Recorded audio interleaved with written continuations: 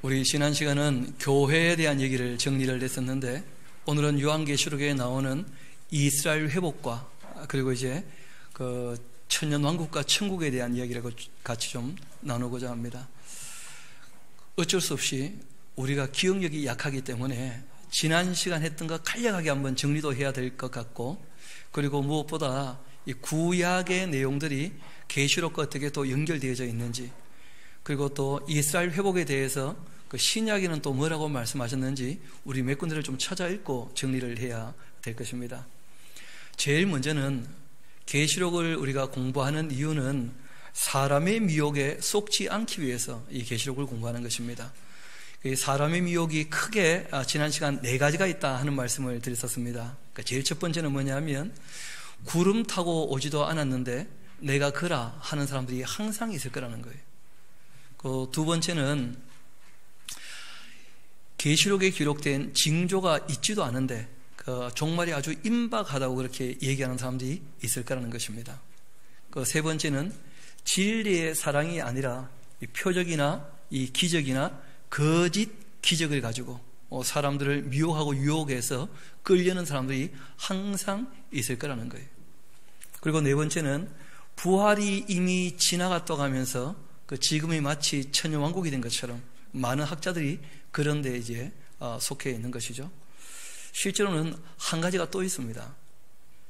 그 성경 전체적인 이 이해가 부족하면 생길 수밖에 없는 것인데, 이스라엘의 회복하고 교회의 구원하고 분리시키지 못하고 섞어보기 때문에 미혹당하거나 헷갈리게 되어집니다. 성경은 그 이스라엘의 회복 그리고 교회의 구원에 대한 이 시점을 달리하고 있는 것을 우리에게 보여주고 있습니다. 이 교회는 예수님께서 그 말 그대로 재림, 그 마지막 나팔이 울려불게 되어지면 부활에 참여하고 그리고 이제 휴거가 되어지거든요. 그러면 교회는 이제 그 완성되어지는 것입니다. 그러한 일이 있고 난 다음에 이제 오늘 우리가 보려고 하는 이 땅에 부어지는 진노의 대접들이 있어요. 바로 지옥 가는 게 아니라는 거예요. 진노의 대접이 부어지고 되었다 하시고 난 다음에 다시 한번 이 땅이 새롭게 되어서 이루어지는 천년왕국이 있습니다. 이것은 이스라엘 회복에 대한 내용이거든요. 교회가 이런 부분에 관하여 그 한 번도 제대로 정리하지 못하고 넘어갔었기 때문에 오늘 조금 꼼꼼히 좀 우리가 정리하고 따지는 것이 중요하겠다 생각됩니다. 먼저 나누어 드렸던 거 잠깐 우리 펴봅시다. 그 처음 이야기를 우리가 봐야 마지막 이야기를 정리할 수 있으니까 나누어 드린 것을 보면, 창세기 3장 15절 보이십니까? 창조하시고 인간이 타락을 했어요. 인간이 타락을 했을 때 하나님께서 예정하신, 계획하신 내용을 이렇게 비추어 주십니다. 내가 너로 여자와 원수가 되게 하고, 그 뱀에게 하는 말씀이죠. 나중에 보니까 이게 옛뱀, 붉은 용이 되었고 이게 사탄이었죠. 내 후손도 여자의 후손과 원수가 되게 하겠다. 이 뱀의 후손이 바로 예수님 당시에 그 예수님이 직접 말씀하셨죠. 뱀의 뭐라고요? 자식들아. 그 당시 종교인들이 뭐였다는 거예요? 그 독사의 자식들, 그 뱀의 후손들이에요. 여자의 후손은 뱀의 머리를 어떻게 할 겁니까? 상하게 할 거예요. 그 적어놓으세요. 재림 이후에. 그리고 뱀은 예수님 그 여자의 후손이죠. 그렇죠? 발꿈치를 어떻게 할 거예요? 상하게 할 거라는 거예요. 그 적어놓으세요. 초림 때. 예수님 처음 이 땅에 사람 되어 오셨을 때에는 마치 뱀이 이긴 것처럼 해가지고 어떻게 된 겁니까? 십자가에 달리셨죠. 그런데 죽으신 지 사흘 만에 죽음의 권세를 깨뜨리시고 부활하시고, 그리고 승천하시고, 그리고 난 다음에 성령께서 오시고, 그리고 난 다음에 예수님 다시 오시게 되어지면 그러면 악은 뭘 구하게 됩니까? 종말을 구하게 돼요. 창세기 3장 15절부터 미리 다 말씀해 두셨던 거예요. 그 일을 이제 우리가 확인해 보는 것입니다. 그리고 이제 오늘 이 세상이 어떻게 되는가? 그 종말을 맞이할 거 아닙니까? 그죠? 역사가. 그때 이 세상을 이해하려면 창세기 또 11장을 반드시 염두에 두고 있어야 됩니다. 왜냐하면 이 창세기 11장이 지금 우리가 사는 세상의 원형인 거예요. 거기서 지금 우리가 사는 세상이 시작되었거든요. 여기에서 뭐가 시작되었냐면 바벨론이 시작된 거예요. 우리 한번 그 창세기 11장 3절 4절 봅시다. 서로 말하되 자 벽돌을 만들고 경고히 굽자 하고 이에 벽돌로 돌을 대신하며 역총으로 진흙을 대신하여 또 말하되 성읍과 무엇을요? 탑을 건설하자. 그렇게 되어 있죠. 그 탑 꼭대기를 하늘에 낙자하여 우리 이름을 내고 온 지면에 흩어짐을 면하자. 앞을 잠깐 봅시다. 바벨론은 꼭 두 가지로 이해하셔야 됩니다. 하나는 뭐냐면 탑을 쌓았던 음녀 바벨론, 그 거짓 종교를 얘기하는 거예요. 그 두 번째는 뭐냐면 성읍, 큰 성 바벨론이죠. 그렇죠? 사람이 주인 되는 세상이에요. 그러니까 하나님을 떠나서 사람이 지었던 범죄가 크게 두 가지라는 거예요. 하나는 뭐냐면 교만인데 사람이 뭐가 되었다는 거예요? 주인이 되었다는 거예요. 그러니까 하나님을 버리고 스스로 웅덩이를 팠다. 그런 내용이죠. 두 번째는 무엇이냐면 자기 욕심 때문에 뭘 만든 겁니까? 종교를 만들었어요. 자기 욕심을 이루어 달라고. 그래서 이것이 바로 음녀 바빌론이에요. 그래서 이 예레미야를 보면 두 가지 큰 죄악 중에 두 번째가 뭐냐면 스스로 웅덩이를 팠다는 거예요. 스스로 자기가 믿을 신을 만들었습니다. 그런데 이 웅덩이는 물을 저축하지 못하는 생수가 없는 거짓이라는 게 거짓. 그래서 이 적그리스도하고 거짓 선지자하고 그 제일 원형이 어디에 있느냐면 바벨론에서 시작됐다는 거예요. 그래서 성읍 바벨론, 이게 큰 성 바벨론이 됩니다. 그리고 이제 이 바벨탑, 이게 이제 음녀 바벨론의 시작인 것이죠. 그리고 난 다음에 이제 하나님께서 그 흩어진 사람 중에 누구를 부르십니까? 아브라함과 이삭을. 아브라함과 이삭을 부르시고는 이런 말씀하신 거예요. 너의 씨로 말미암아 누가요? 천하 만민이 복받을 거라는 거예요. 아브라함에게도 이삭에게도 똑같이 하신 약속이에요. 바로 이 아브라함과 이삭의 씨가 누구냐? 바로 예수님이죠. 예수님. 그 이후에 그 사도들이 예수님을 소개할 때 특별히 바울 같은 분이 그렇게 얘기했죠. 성경에 아브라함에게 내 씨라고 말씀할 때 그 씨가 누구겠냐는 거예요. 이삭은 아닌 것이거든요. 이삭에게도 똑같이 말씀하셨거든요. 너의 자손으로. 그래서 자손들이 아니고 단수로 자손이라 하신 이유는 이후에 오실 메시아를 지칭한 것이다. 그렇게 밝히고 있는 것입니다.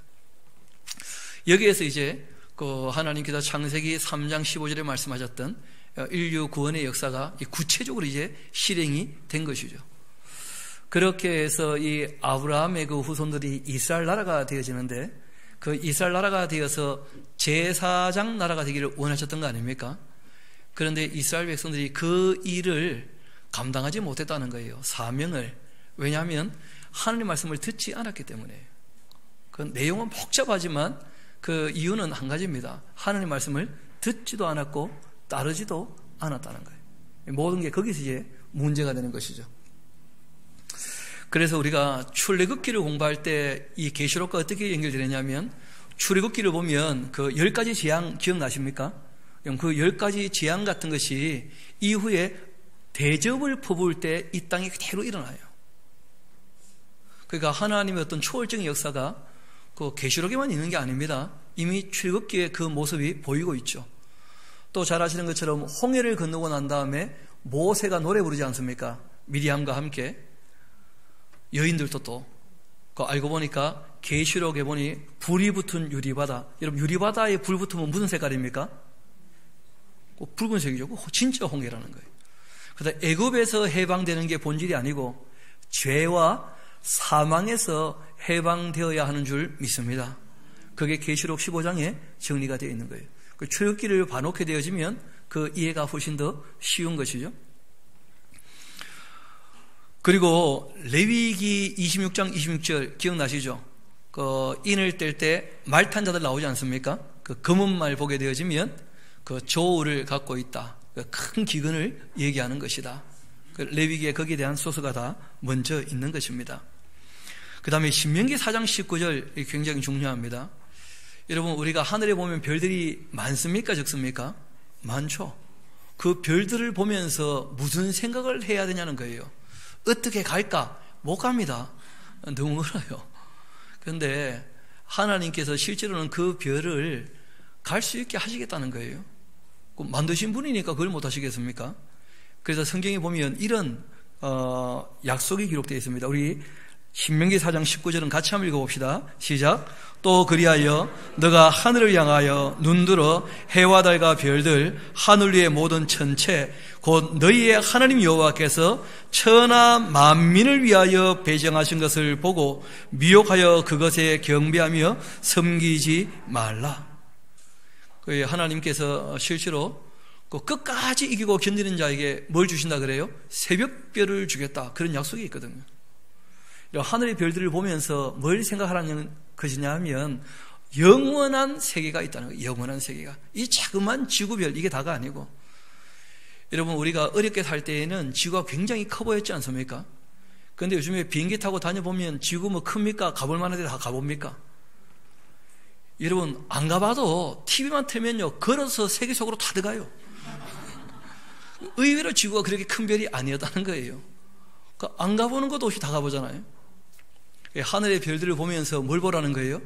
영원한 하나님의 나라, 큰 세계가 있다는 거예요. 우주란 말 자체가 집우, 집주, 하나님의 집이라는 거죠. 큰 집이라는 거예요. 그걸 함께 관리할 거라 그렇게 말씀을 하셨어요. 저는 성경에 나와 있는 이 말씀을 그대로 믿습니다. 왜냐하면 성경은 진리이기 때문에. 이거는 우리 과학으로 설명할 수 없는 겁니다. 수준이 너무 차이가 나요. 철학 가지고 정리가 안 됩니다. 왜냐하면 철학은 이 땅에 사는 사람들 이야기거든요. 그래서 영원한 하나님의 나라에 대한 이야기는 성경의 계시 이외에는 무슨 책을 가지고도 정리할 수 없고 어떤 학문으로도 이해될 수가 없는 것입니다. 성경에 기록된 내용을 믿는 것이죠. 우리가 하나님께서 계시로 보여주셨으니까. 그리고 우리 한 곳을 좀 읽고 가야 될 것 같은데, 신명기 12장, 그거는 한번 성경을 찾아봅시다. 신명기 12장입니다.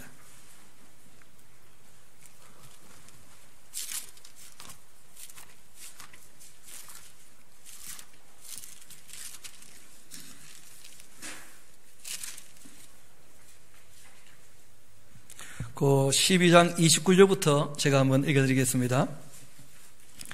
너희 하나님 여호와께서 너가 들어가서 쫓아낼 그 민족들을 내 앞에서 멸절하시고 또 너가 그 땅을 차지하여 거기에 거주하게 하실 때 너는 스스로 조심하여 너의 앞에서 멸망한 그들의 자취를 밟아 올무에 걸리지 말라. 또 그들의 신을 탐구하여 이르기를 이 민족들은 그 신들을 어떻게 섬겼는고 나도 그와 같이 하겠다. 그런 말 하지 말아라. 너희 하나님 여호와께는 너가 그와 같이 행하지 못할 것이라. 그들은 여호와께서 꺼리시며 가증히 여기시는 일을 그들의 신들에게 행하여 심지어 자기들의 그 자녀를 불살라 그들의 신들에게 드렸느니라. 우리 32절 같이 한번 읽어봅시다. 시작. 내가 너에게 명령하는 이 모든 말을 너희는 지켜 행하고 그것에 가감하지 말지니라. 아멘. 여러분 서문화교회에 이런 말씀하신 적이 있습니다. 너희가 사단의 깊은 것을 알지 아니하는 것, 그거 참 잘한 것이다. 여러분 사탄에 대해서 너무 열심히 공부하면 닮아갑니다. 큰일 나는 수가 있어요. 제가 보니까 이 세상에 대해서 악을 연구하다가 악을 본받고 싶어하고 물들어가고 부러워하는 사람들을 의외로 봤었습니다. 정사와 권세와 어둠의 세상 주관자가 있다는 정도로 우리가 인식하면 되는데, 프리메이슨 너무 열심히 공부하다가 프리메이슨 되겠다고 가는 사람들이 있더라고요. 보니까 뭔지도 모르고. 그래서 우리가 성경에서 우리에게 말씀하신 것 꼭 염두에 두실 필요가 있습니다. 그래서 악이 활동한다 하는 정도를 우리가 이해하면 충분하지, 그 너무 열심히 연구해서 우리가 이길 수도 없어요. 성경에서 결론을 내고 있습니다. 이런 마지막 때가 되면 선이 이깁니까? 악이 이깁니까? 이 땅에서 그 악이 이긴다고 되어 있어요. 그래서 하나님이 개입하셔서 심판하시는 거예요. 그러니까 프리메이슨 정체를 알아가지고 내가 박멸을 하겠다. 공부나 열심히 하세요.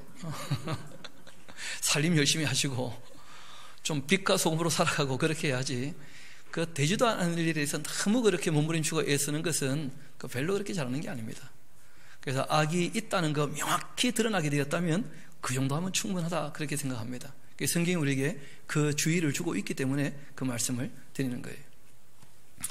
여러분, 그러고 난 다음에 뒤에 나오는 내용들은 쭉 다 어떤 내용들이냐면 이스라엘 회복에 대한 약속들이 있다는 거예요. 다. 그래서 이 내용들은 언제 다 이루어질 거냐면 그 요한계시록 20장 천용학 가면 이제 정리가 될 것입니다. 그리고 이제 우리가 고전에 다니엘서 9장은 좀 정리를 해놔야 돼요.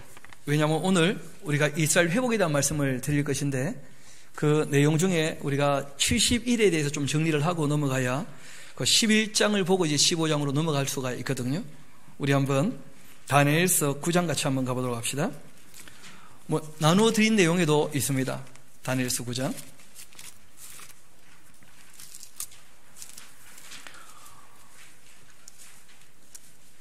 9장 20절부터 제가 한번 읽어드리겠습니다. 여러분이 다니엘이라고 하는 분이 이스라엘에 대한 회복을 지금 열망하고 있거든요.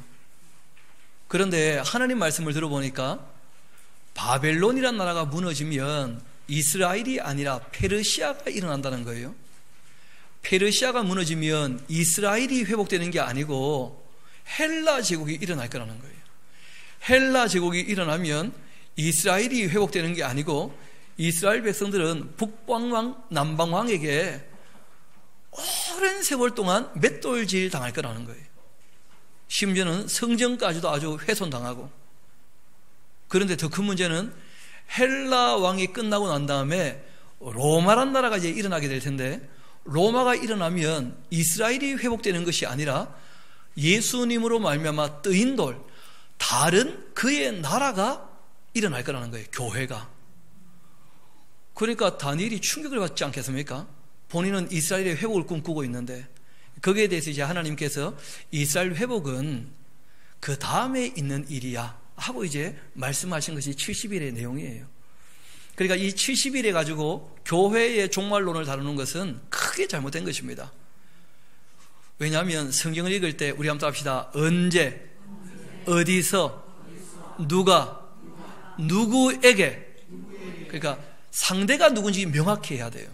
우리에게 하신 말씀인지 이스라엘 백성들에게만 국한된 얘기인지, 그리고 무엇을 어떻게 왜, 이 사실관계를 잘 살펴야 됩니다. 교회가 성경을 성실하게 읽지 않고 사실관계를 살피지 않다 보니까 기분 좋은 것만 받아들이다가 오해가 많아진 거예요. 우리 한번 20절부터 한번 정리를 합시다.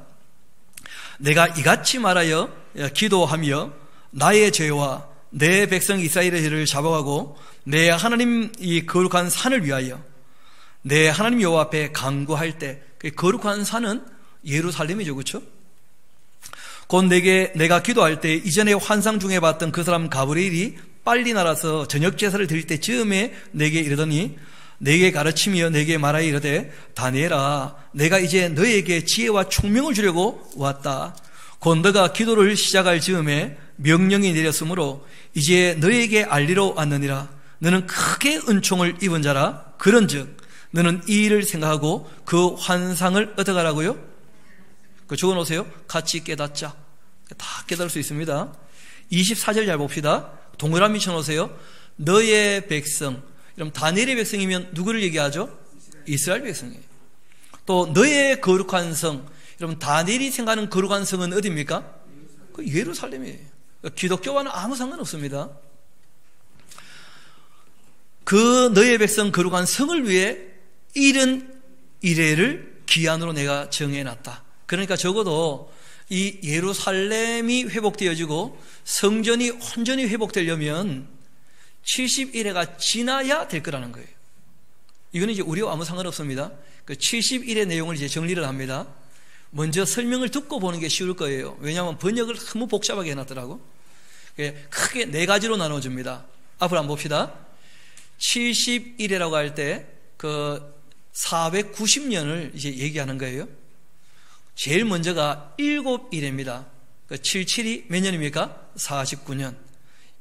이때는 이제 고레스 왕이 예루살렘 성전을 건축하라고 영이 내릴 거예요. 명령이. 그리고 이제 희년까지가 딱 지나면 7일에가 지나면 예루살렘 성전과 예루살렘 성읍이 어떻게 될 겁니까? 다 회복될 거라는 거예요. 두 번째, 62일에가 있습니다.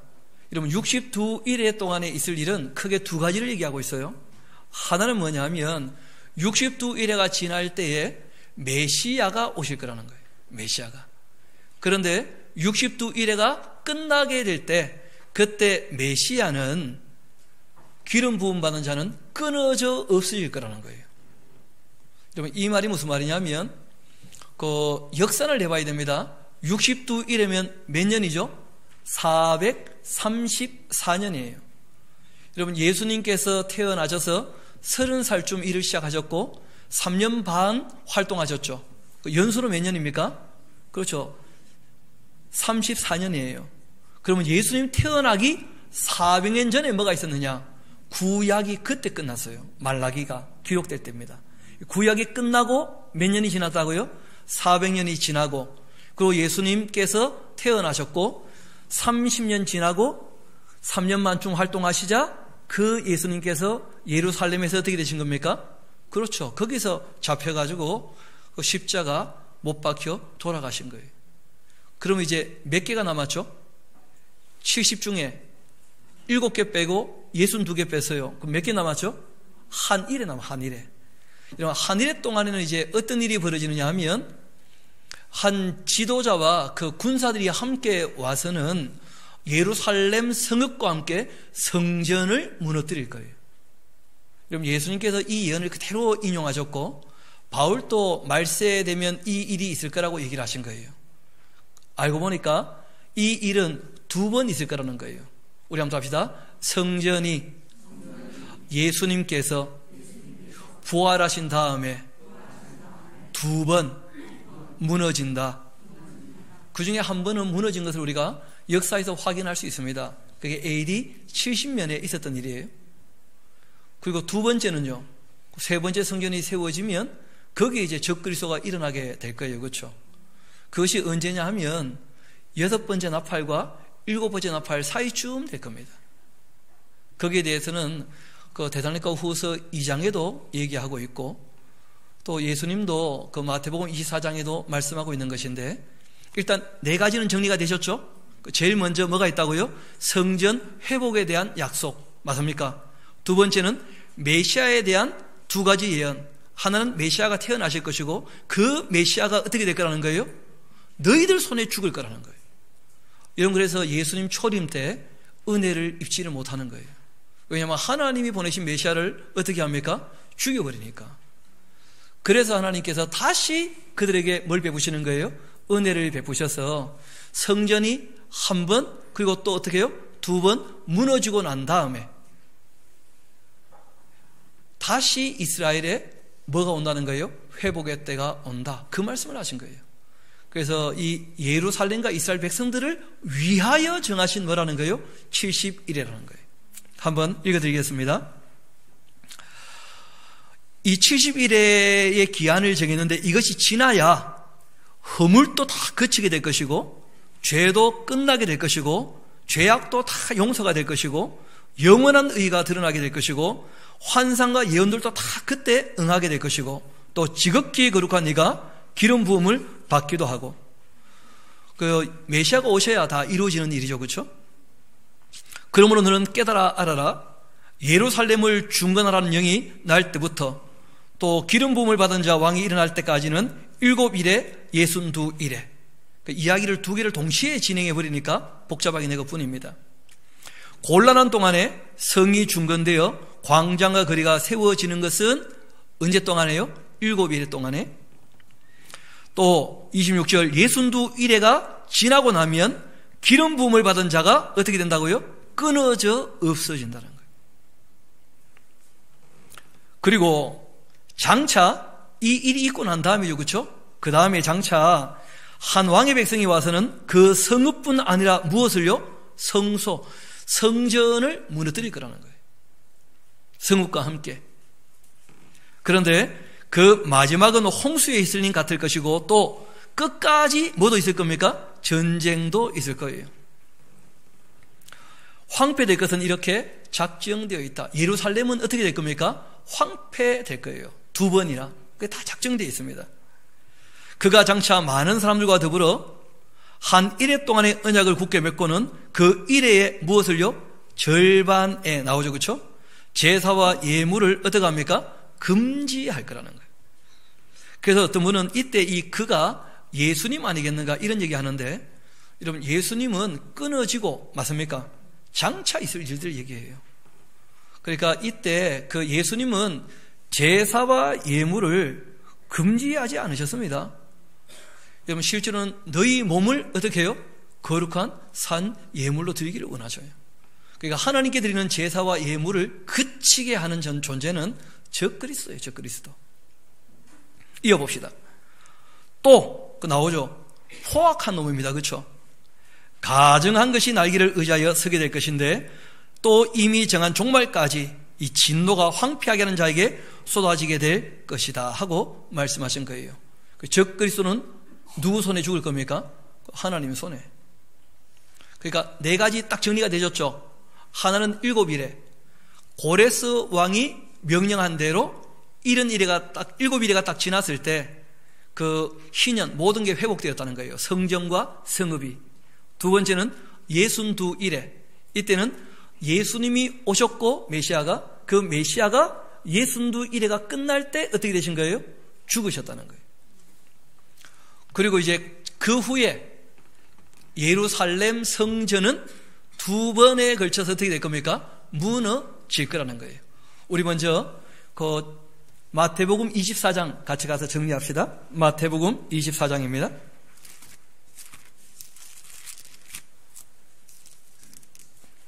15절 제가 읽어드리겠습니다.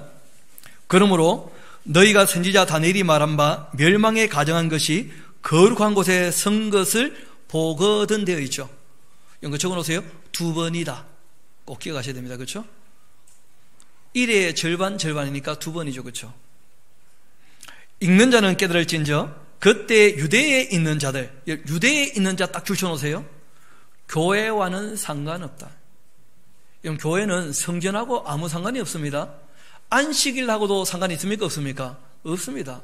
교회는 날과 달과 절기에 매이지 않을 뿐더러 예수님께서 교회가 성전에 주목하지 않게 하시려고 돌 위에 돌 하나 남지 않고 어떻게 될 거라고 말씀하셨습니까? 다 무너지게 될 거라고. 너희가 이제 하나님의 성전이라고.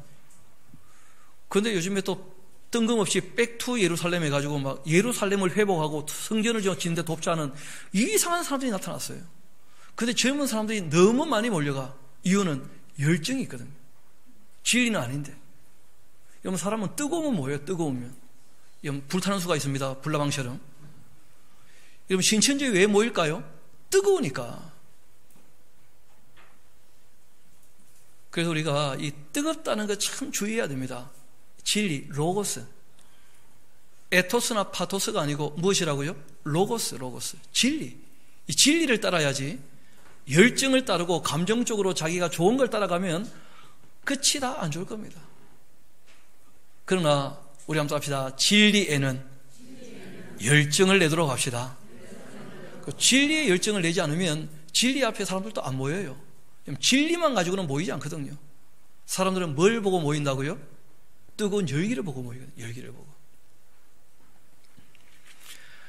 유대에 있는 자들은 산으로 도망해라. 지붕에 있는 자는 집안의 물건을 가지러 내려가지 말라. 밭에 있는 자는 겉옷가지로 뒤로 돌이키지 마라. 그날 아이 벤 자들, 젖 먹는 자들에게 화가 있을 것이다. 너희가 도망하는 일이 겨울에나 또 안식일에 있지 않도록 어떻게 하라고요? 기도하라. 누구한테 하신 말씀이에요? 유대에 있는 자들. 그 성전에 적그리스도가 설 때는 하나님 계시는 거예요? 떠나신 거예요? 그러니까 성전 무너질 거라는 거예요. 우리 또 한 군데 더 가봅시다. 데살로니가 후서 2장 같이 한가 봐요. 살후 2장.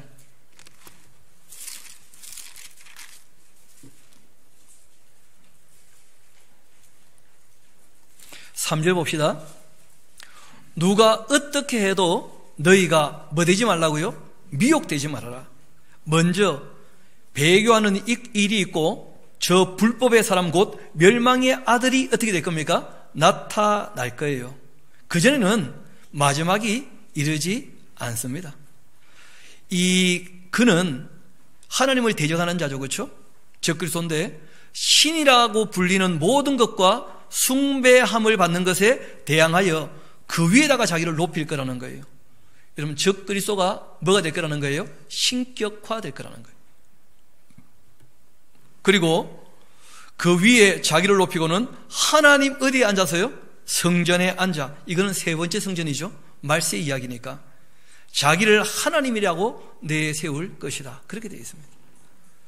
그래서 한 번은 이미 있었다고 말씀드렸죠. 언제라고요? AD 70년.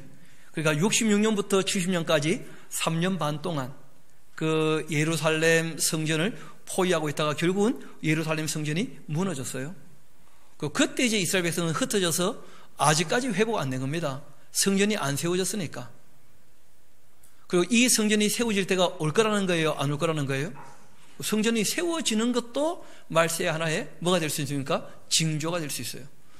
그런데 세워지는 것만 가지고는 징조가 안 됩니다. 거기에 적그리스도가 서야 말세의 징조가 돼요.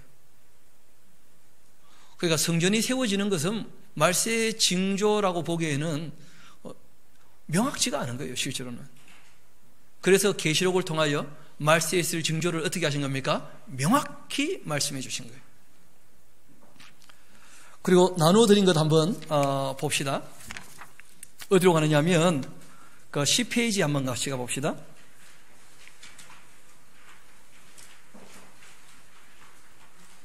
우리가 조금 이따가 심판을 봐야 되니까 마태복음 19장을 보면 이런 말씀이 있죠.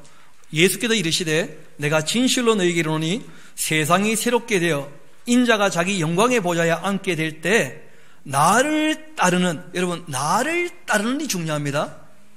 너희도 12보좌에, 이 12보좌에 앉아 이스라엘 12지파를 심판하리라. 여러분 이 말씀은 가룟 유다가 지금 포함되어 있는 거예요. 그러니까 가룟 유다는 잘 아시는 것처럼 이 보좌에 앉아서 심판하지 않겠죠. 그래서 이 사도는 누구로 대치됩니까? 바울로. 그래서 나를 따르는 이게 중요한 거예요. 예수님을 따르는 이들이 어떻게 됩니까? 백부자 심판할 때 함께 심판할 거라는 거예요. 여러분 기억나실지 모르겠는데 니느웨 사람들이 맞습니까? 요나의 복음을 듣고 회개했으니까 니느웨 사람들이 이 시대 사람들을 어떻게 할 거라는 거예요? 심판할 거라는 거예요. 여러분 기억나시죠? 그러니까 주님을 따랐던 사람들이 뭐 하는 거예요? 심판할 거예요. 같이 예수님과 함께. 그리고 또 기억나실지 모르겠는데 너희는 지금 내가 직접 와도 내 말을 안 듣는데 솔로몬이 하나님의 지혜를 얘기할 때 남방 여왕이 일어나서 그 지혜를 들어왔다는 거예요. 맞습니까? 그래서 남방 여왕이 일어나 너희를 어떻게 할 거라고요? 심판할 거라고. 그렇게 말씀하신 거예요. 그러니까 주님을 따르는 사람들, 그러니까 부활하고 그리고 휴거되어 그 불이 붙은 유리바다 건너편에 있는 사람들이 천여왕국이 지나고 난 다음에 백보자 심판 때 일어나서 뭐 하는 거예요? 주님과 함께 심판할 거예요.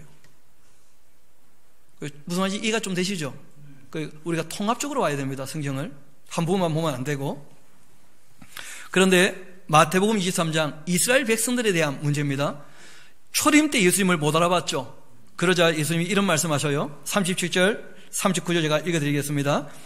이 예루살렘아 예루살렘아 선지자들을 죽이고 너에게 파송된 자들을 돌로 치는 자여 암탉이 그 새끼를 날개 아래에 모음같이 내가 너의 자녀를 모으려 한 일이 몇 번이나 있더냐.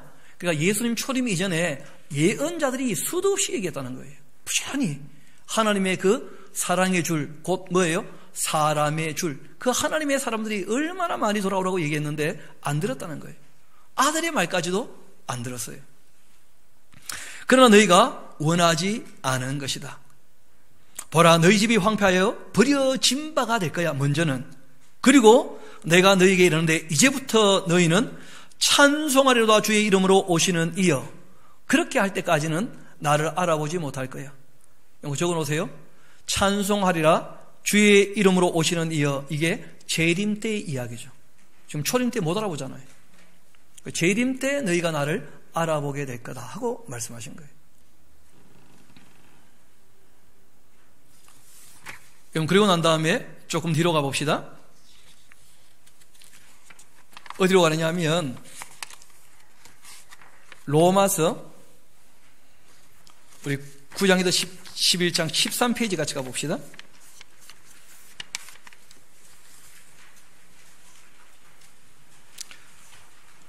어, 11장 25절부터 읽어드리겠습니다. 형제들아 너희가 스스로 지혜있다면서 이 신비를 너희가 모르기를 내가 원치 않는다. 여러분 이 신비는 이방인의 충만한 수 하는 거 보이십니까? 이거 동그라미 쳐놓고요. 이방인 교회, 이방인의 충만한 수가 들어오기까지 이스라엘의 들어는 어떻게 될 거라고요? 우둔하게. 그러니까 이방인 교회가 먼저 구원받고 그 다음에 이스라엘 백성들이 깨닫게 되어서 돌아올 거라는 거예요. 26절 보니까 그렇게 되어 있죠. 그리하고 난 다음에야 온 이스라엘이 어떻게 될 거라고요? 구원을 받게 될 것이다. 그러니까 신약에도 똑같이 예언되어 있어요. 그러니까 한 번도 교회가 이런 것들을 주목해 보지 못했었다는 거예요. 그래서 교회의 구원의 시점, 이방인 교회의 구원의 시점과 이스라엘 백성들의 회복은 시점이 같다고요, 다르다고요? 전혀 다르다. 이걸 인식하셔야 돼요. 그럼 그리고 난 다음에 이제 앞을 봅시다. 요한계시록 보니까 1장에 요한계시록 기록된 목적이 나왔죠. 읽어보고 들어보고 지키면 뭘 받게 될 거라는 거예요? 복을 받게 될 것이다. 그리고 세 가지 내용으로 정리가 되어 있다고 말씀하셨죠. 내 본 것과 이제 있는 일과 장차 될 일이 있다. 이게 1장의 내용이었고 그 1장 말씀을 통하여 뭘 얘기하셨습니까? 그렇기 때문에 너희가 뭐 하지 말라고요? 두려워하지 말아라 하면서 교회와 교역자를 지키고 있는 예수님 모습을 보여주신 거예요. 그리고 2장 3장의 내용은 이제 있는 일이었죠.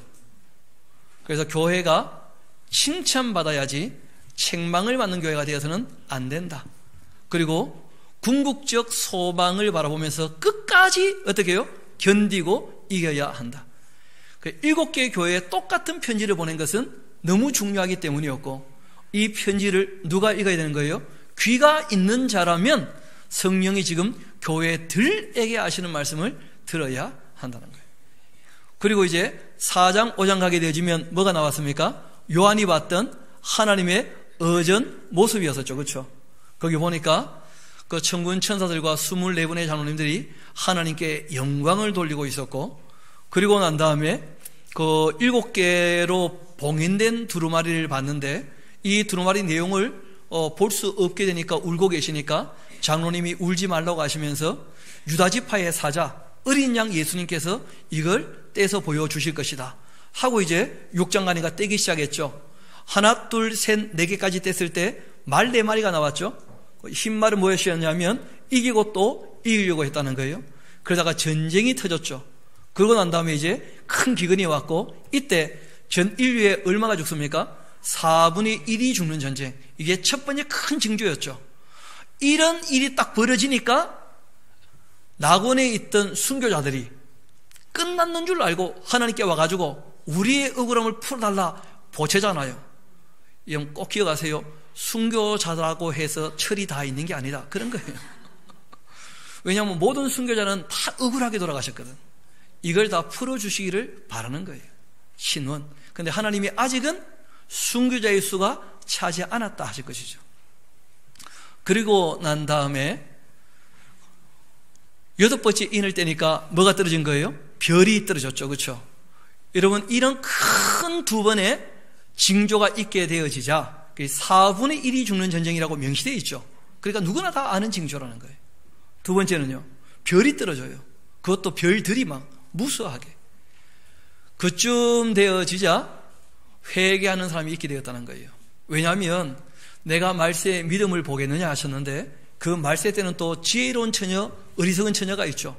알고 보니까 지혜로운 처녀가 누구였느냐 하면 다 졸며 자다가 이런 말세의 징조가 있을 때 회개하고 돌아오는 이게 깨어있는 사람이고 기름을 준비하고 있었던 여인들이라는 거예요. 주님 말씀을 그래도 알고 있었던 거라. 그러니까 그런 일이 벌어졌을 때 어떻게 한 겁니까? 회개하고 돌이켰다는 거예요. 그러자 그들에 대해서는 아직까지 검증은 이제 됐는데 회개했으니까 연단은 그쳤습니까? 안 그쳤습니까? 그 세상 물결에 같이 흘러 떠내려가고 있었잖아요. 그러니까 그들이 연단되기 위하여 이제 7번째 인을 뗄 때 뭐가 나옵니까? 나팔이 이제 나오게 될 거예요. 나팔이. 그러니까 이 인침 받는 사람들은 뭘 다 겪어갈 겁니까? 나팔이 불 때 환난과 핍박을 겪으며 연단될 거라는 거예요. 아니하다니까 드디어 나팔을 불죠, 그렇죠? 하나, 둘, 셋, 네 개 보니까 땅에 얼마가요? 3분의 1, 바다에 3분의 1, 또 강에 3분의 1.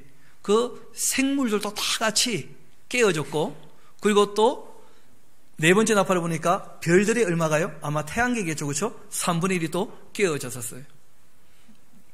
그러고는 독수리 한 마리 날아갔죠. 그러면서 뭐라고 외칩니까? 화! 화! 화! 하고 이제 날아간 거예요, 독수리가. 왜냐하면 5번째, 6번째, 7번째 나팔은 큰 뭐가 닥칠 거라는 거예요? 화가. 그래가지고 5번째 천사가 나팔을 부니까 무저경에서 뭐가 올라옵니까? 황충이. 그런데 성령님의 인침을 받았던 사람들에게는 이 황충이 쏘지를 않죠. 그리고 이제 6번째 나팔을 불자 그 2만만의 군대가 어떻게 됩니까? 충돌을 했다는 거예요. 그래서 그때 사람의 얼마가 죽어요? 3분의 1이 죽는 전쟁. 이게 또 큰 뭐가 됩니까? 징조가. 여러분, 여기까지 딱 해놓고 잠깐 우리가 필름을 조금 거꾸로 돌려봐야 됩니다. 바벨론 얘기를 안 하고 넘어가기가 어렵거든요. 여러분, 전쟁이 있다는 것은 초강대국이 있다는 거예요? 비슷비슷하다는 거예요? 여러분, 초강대국이 있으면 전쟁 안 하겠죠? 여러분, 지금 미국이 초강대국임에도 불구하고 미국의 손아귀에 안 들어오는 나라들이 아직 많죠. 그러니까 마지막 바벨론의 표상이지 마지막 바벨론은 아니라는 거예요. 무슨 말인지 이해가 되십니까? 잘 모르는 것 같은데 보니까. 여러분, 그러니까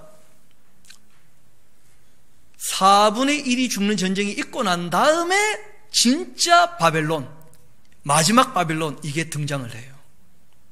그놈이 바로 첫 번째 적그리스도예요. 여러분, 13장에 보면 적그리스도가 2마리죠. 여러분, 나중에 17장 우리가 볼 거예요. 거기도 봐도 7번째 왕, 8번째 왕 2마리가 나와요. 적그리스도가. 마지막 바벨론이 둘인데 하나라는 거예요. 조금 복잡하죠? 이걸 우리가 조금 이따가 다시 한번 정리해 드릴 거예요. 둘인데 뭐라고요? 하나라고. 왜냐하면 계시록 13장이 설명을 잘하고 있어요. 4분의 1이 죽는 전쟁이 벌어지고 누가 일어난다고요? 적그리스도가. 첫 번째 적그리스도죠, 그렇죠? 그런데 이 적그리스도가 일어나고 난 다음에 이번에는 완전히 통제가 되었기 때문에 문제가 없을 줄 알았는데 별이 떨어지는 거라. 자기 힘으로 어쩔 수 있어요, 없어요? 그 조 터진 거예요. 별이 떨어지니까 약하게 됩니까? 약하게 안 됩니까? 약하게 되죠. 약하게 되고 나팔 불면서 3분의 1이 또 깨어져 나가고, 그러니까 전쟁이 또 일어난 거예요. 그런데 이 3분의 1이 죽는 전쟁을 수습한 놈이 진짜 마지막 적그리스도예요. 이 놈이 666표를 찍을 겁니다. 그런데 이 마지막 적그리스도가 누구를 이용하느냐 하면 자기 앞에 있었던 적그리스도, 그 놈을 어떻게 하는 거예요? 신격화하는 거예요. 우상화. 그래가지고 이 놈을 우상화해서는 말하는 우상을 만들고 어떻게 합니까? 절하지 않으면 며칠이라도 죽여버리며 그 인을 찍는 거예요. 그러니까 여러분, 짐승의 표는 언제쯤 지키는 겁니까? 시점이 있잖아요. 6번째 나팔과 7번째 나팔 사이에. 여러분, 그리고 이제 뭐만 남았어요? 마지막 나팔만 하나 남았죠. 이 마지막 나팔이 불리기 전에 10장 보니까 뭐가 있었습니까? 세레머니가 있었다고. 그런데 대단한 세레머니가 있고 난 다음에 우리 11장 갑시다. 이제 11장 같이 읽도록 합시다. 지난 시간에 안 읽고 넘어갔던 부분을 읽으려고 합니다. 왜냐하면 이 요한계시록 11장 앞부분은 우리 얘기가 아니고요, 이스라엘 회복에 대한 얘기예요. 예루살렘 이야기. 그거 읽어보면 확실하게 정리가 딱 되니까 어렵지 않을 겁니다. 우리 11장 1절부터 한번 봅시다. 또 나에게 지팡이 같은 갈대를 주면서 말했다는 거예요. 이때 요한이요, 요한, 일어나서 줄 쳐놓으세요. 하나님의 성전과, 보이십니까? 여러분, 이때 하나님의 성전은 2차 성전은 이미 무너지고 난 다음이거든요. 왜냐하면 요한이 계시록을 기록할 때는 AD 97년 지나고 난 다음이니까. 그러니까 AD 70년에 무너졌잖아요. 그럼 요한이 지금 여기서 얘기하는 성전은 세 번째 성전이에요. 이어봅시다. 하나님의 그 성전과 제단과 그 안에 경배하는 자들을 측량하라. 성전 바깥 마당은 측량하지 말고 그냥 두어라. 이것은 이방인에게 주었기 때문에 그들이 거룩한 성을 얼마 동안요? 42달. 42달이면 얼마죠? 3년 반. 세 번째 성전이 이제 유린당하는 이야기를 기록하고 있어요. 그런데 세 번째 성전이 유린당할 때 이스라엘 백성들은 좀 입장이 달랐다는 거예요. 계속 한번 봅시다.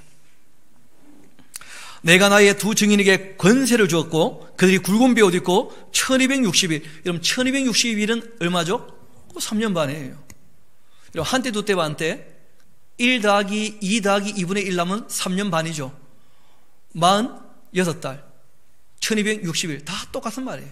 42달 1260일 다 똑같은 말들이에요.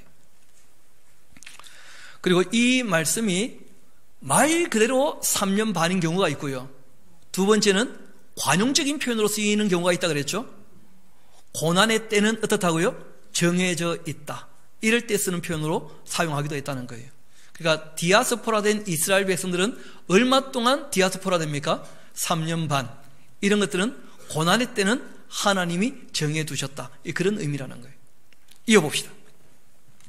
그들은 이 땅에 주 앞에 서 있는 두 감람나무와 두 촛대라는 거예요. 여러분 이 두 분이 누군지는 잘 모릅니다. 그런데 하는 일을 보면 옛날 모세나 엘리야가 했던 일을 똑같이 하고 계셔요. 여러분 조금 복잡한 얘기지만 그러나 들어두면 도움이 되지 않겠나 싶습니다. 여러분 사람이 한 번 죽는 게 정한 이치입니까 아닙니까? 그런데 성경을 보면 안 죽으신 분이 두 분 계셔요. 에녹하고 또 누굽니까? 한 번 언제 죽어야 되지 않겠나? 그렇게 보는 입장이 있어요. 또 한 가지 입장은 뭐냐면 에녹은 우리가 솔직히 모른다는 거예요. 그런데 모세가 죽었다고 되어 있지만 시체를 찾지 못한다는 거 보면 모세도 승천했다는 그런 썰이 있습니다. 실제로. 그래서 하는 것 보니까 모세와 엘리야 같은데 이 두 분 아니겠는가? 그렇게 보는 경우도 있어요. 그러나 이것은 이런 견해가 있다는 정도지 우리가 몰라요. 실제로는 이 두 분이 누군지. 그런데 하는 일은 꼭 누구처럼 하시는 겁니까? 모세와 엘리야처럼 하셔요. 이어봅시다. 두 감람나무 두 증인 이야기입니다. 예루살렘에서 마지막 때에 활동하시는 분이에요. 언제? 6번째 나팔과 7번째 나팔 사이에.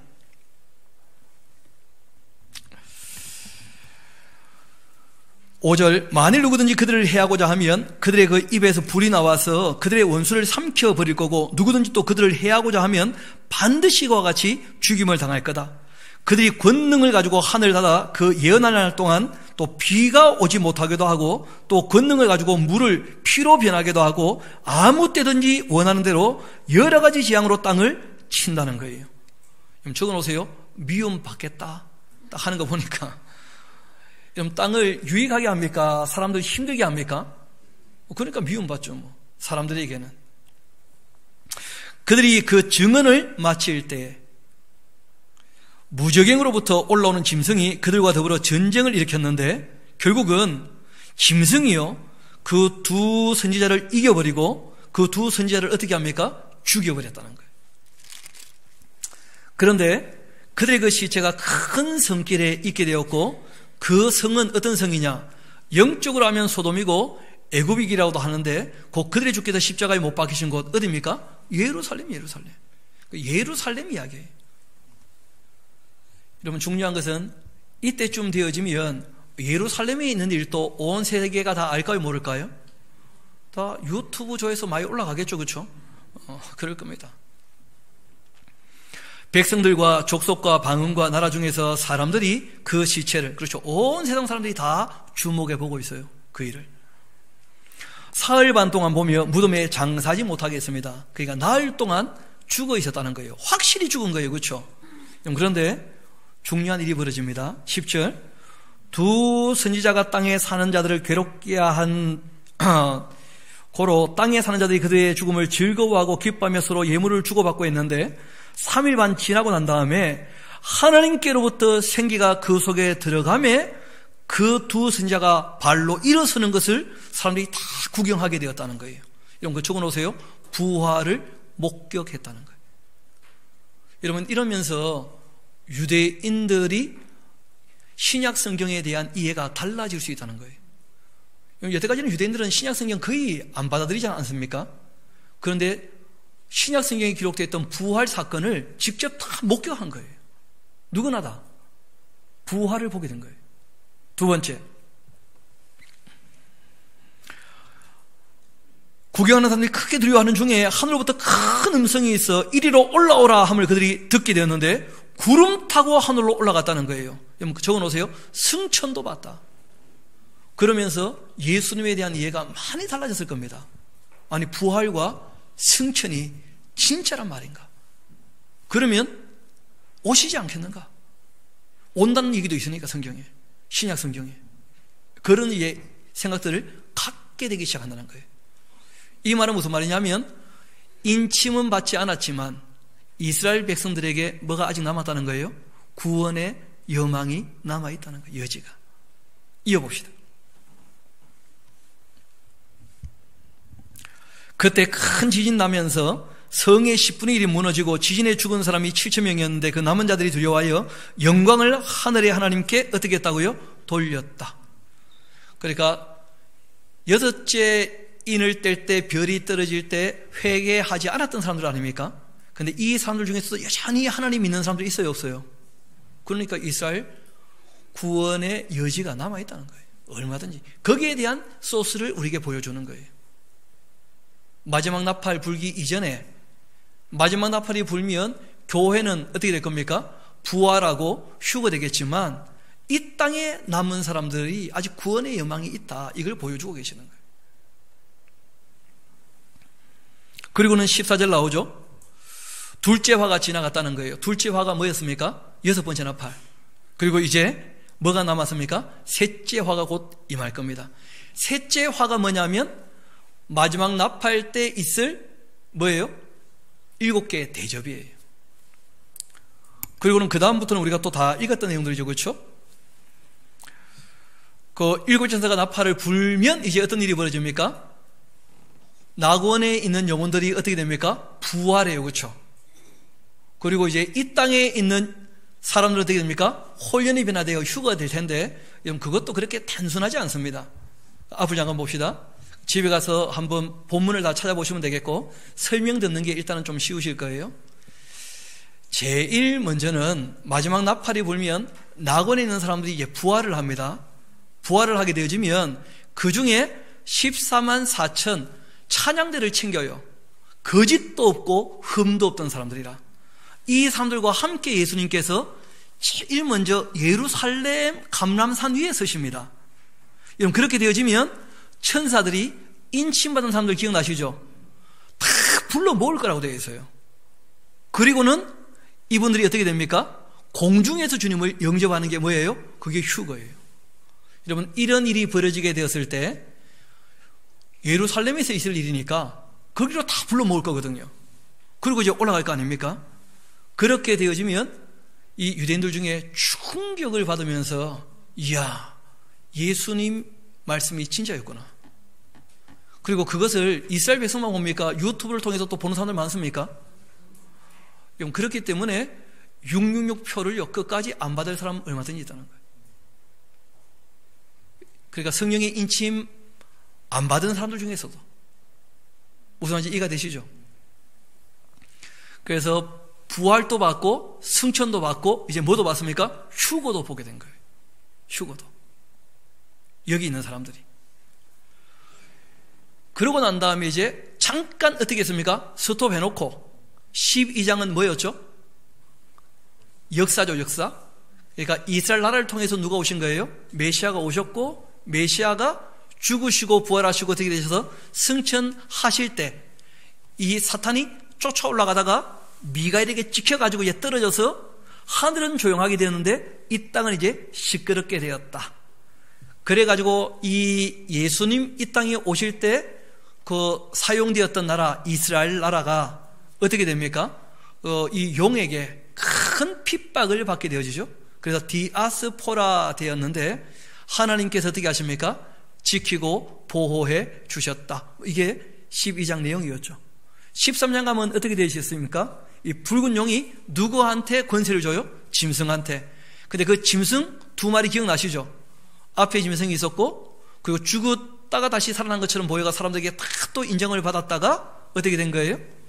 그 이다음 짐승이 앞에 있는 짐승을 우상화해서 666표를 찍었다는데 666표는 지금 알 수 있다는 거예요? 없다는 거예요?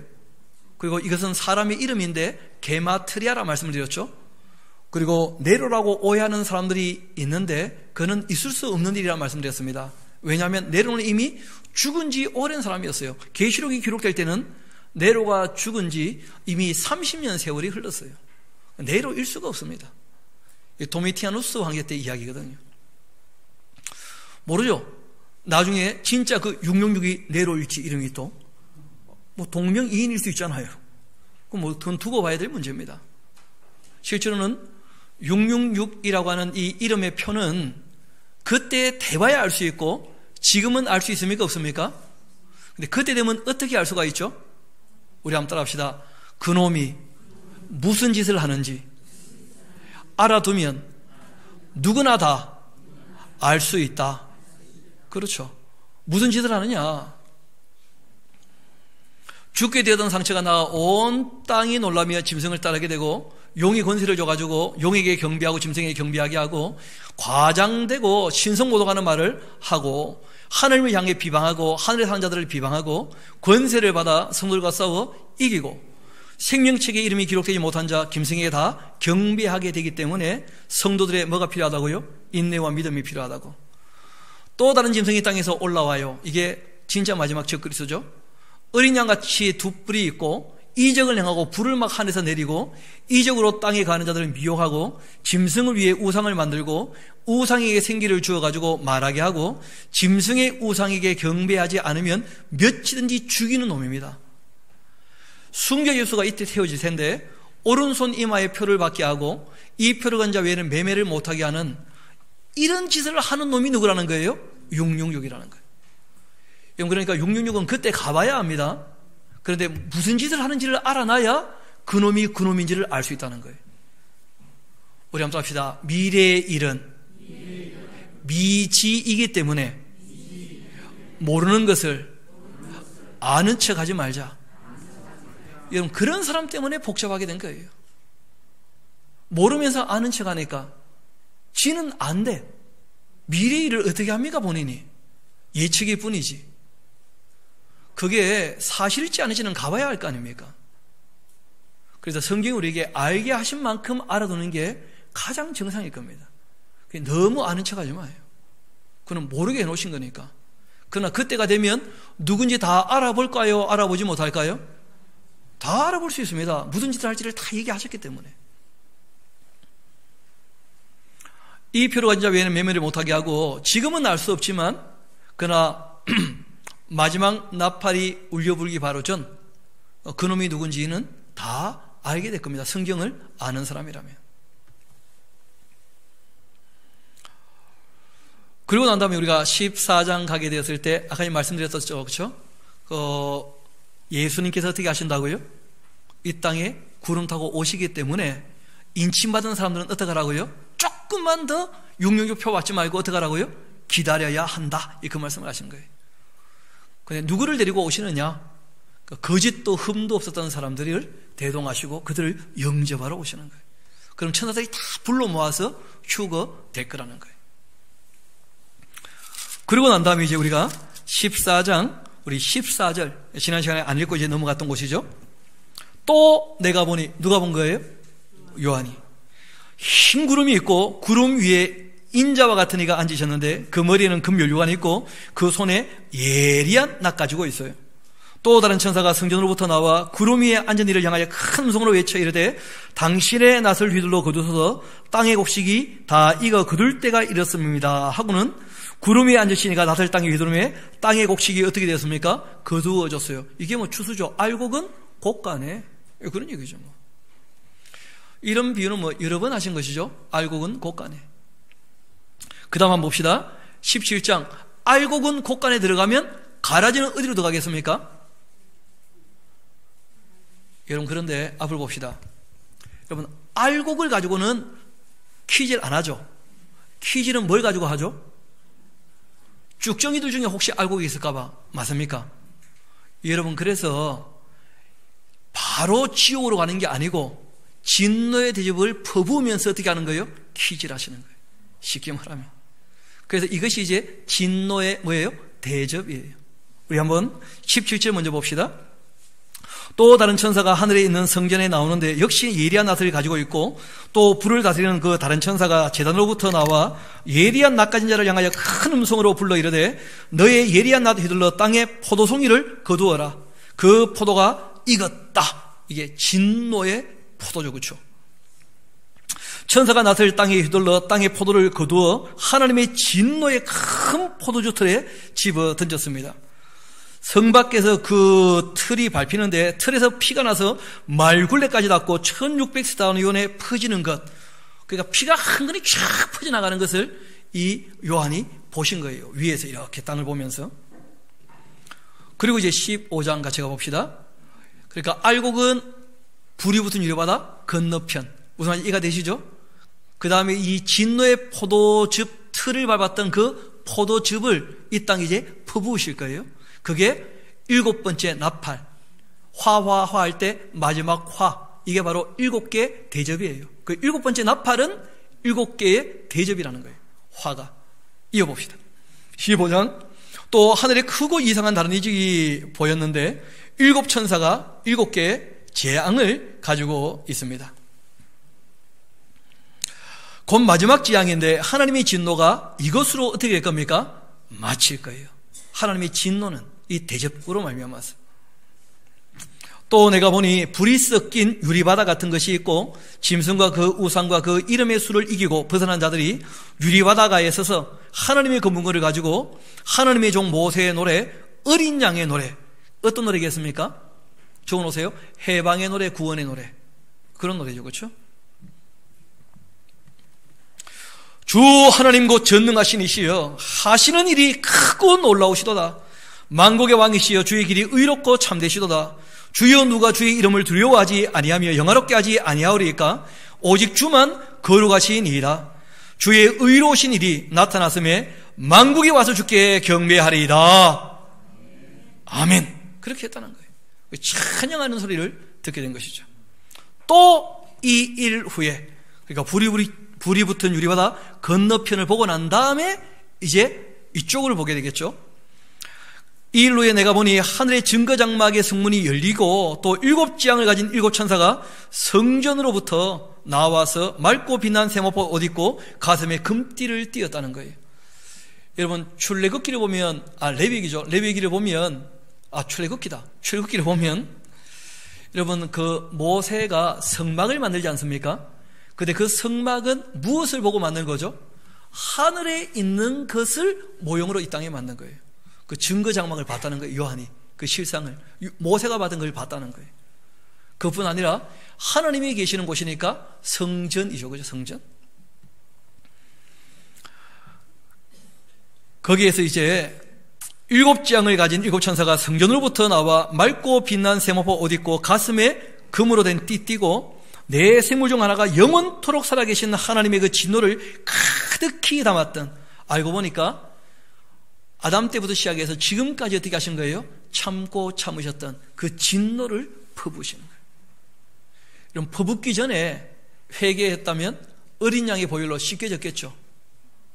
그런데 그 씻기지 않은 이 죄에 대하여 그 진노가 퍼부어지는 거예요. 진노가. 참고 참으신 그 진노가. 그러니까 알고 보니까 구약에서 하나님께서 화를 내신 것은요, 그냥 말만 하신 거예요. 알고 보면.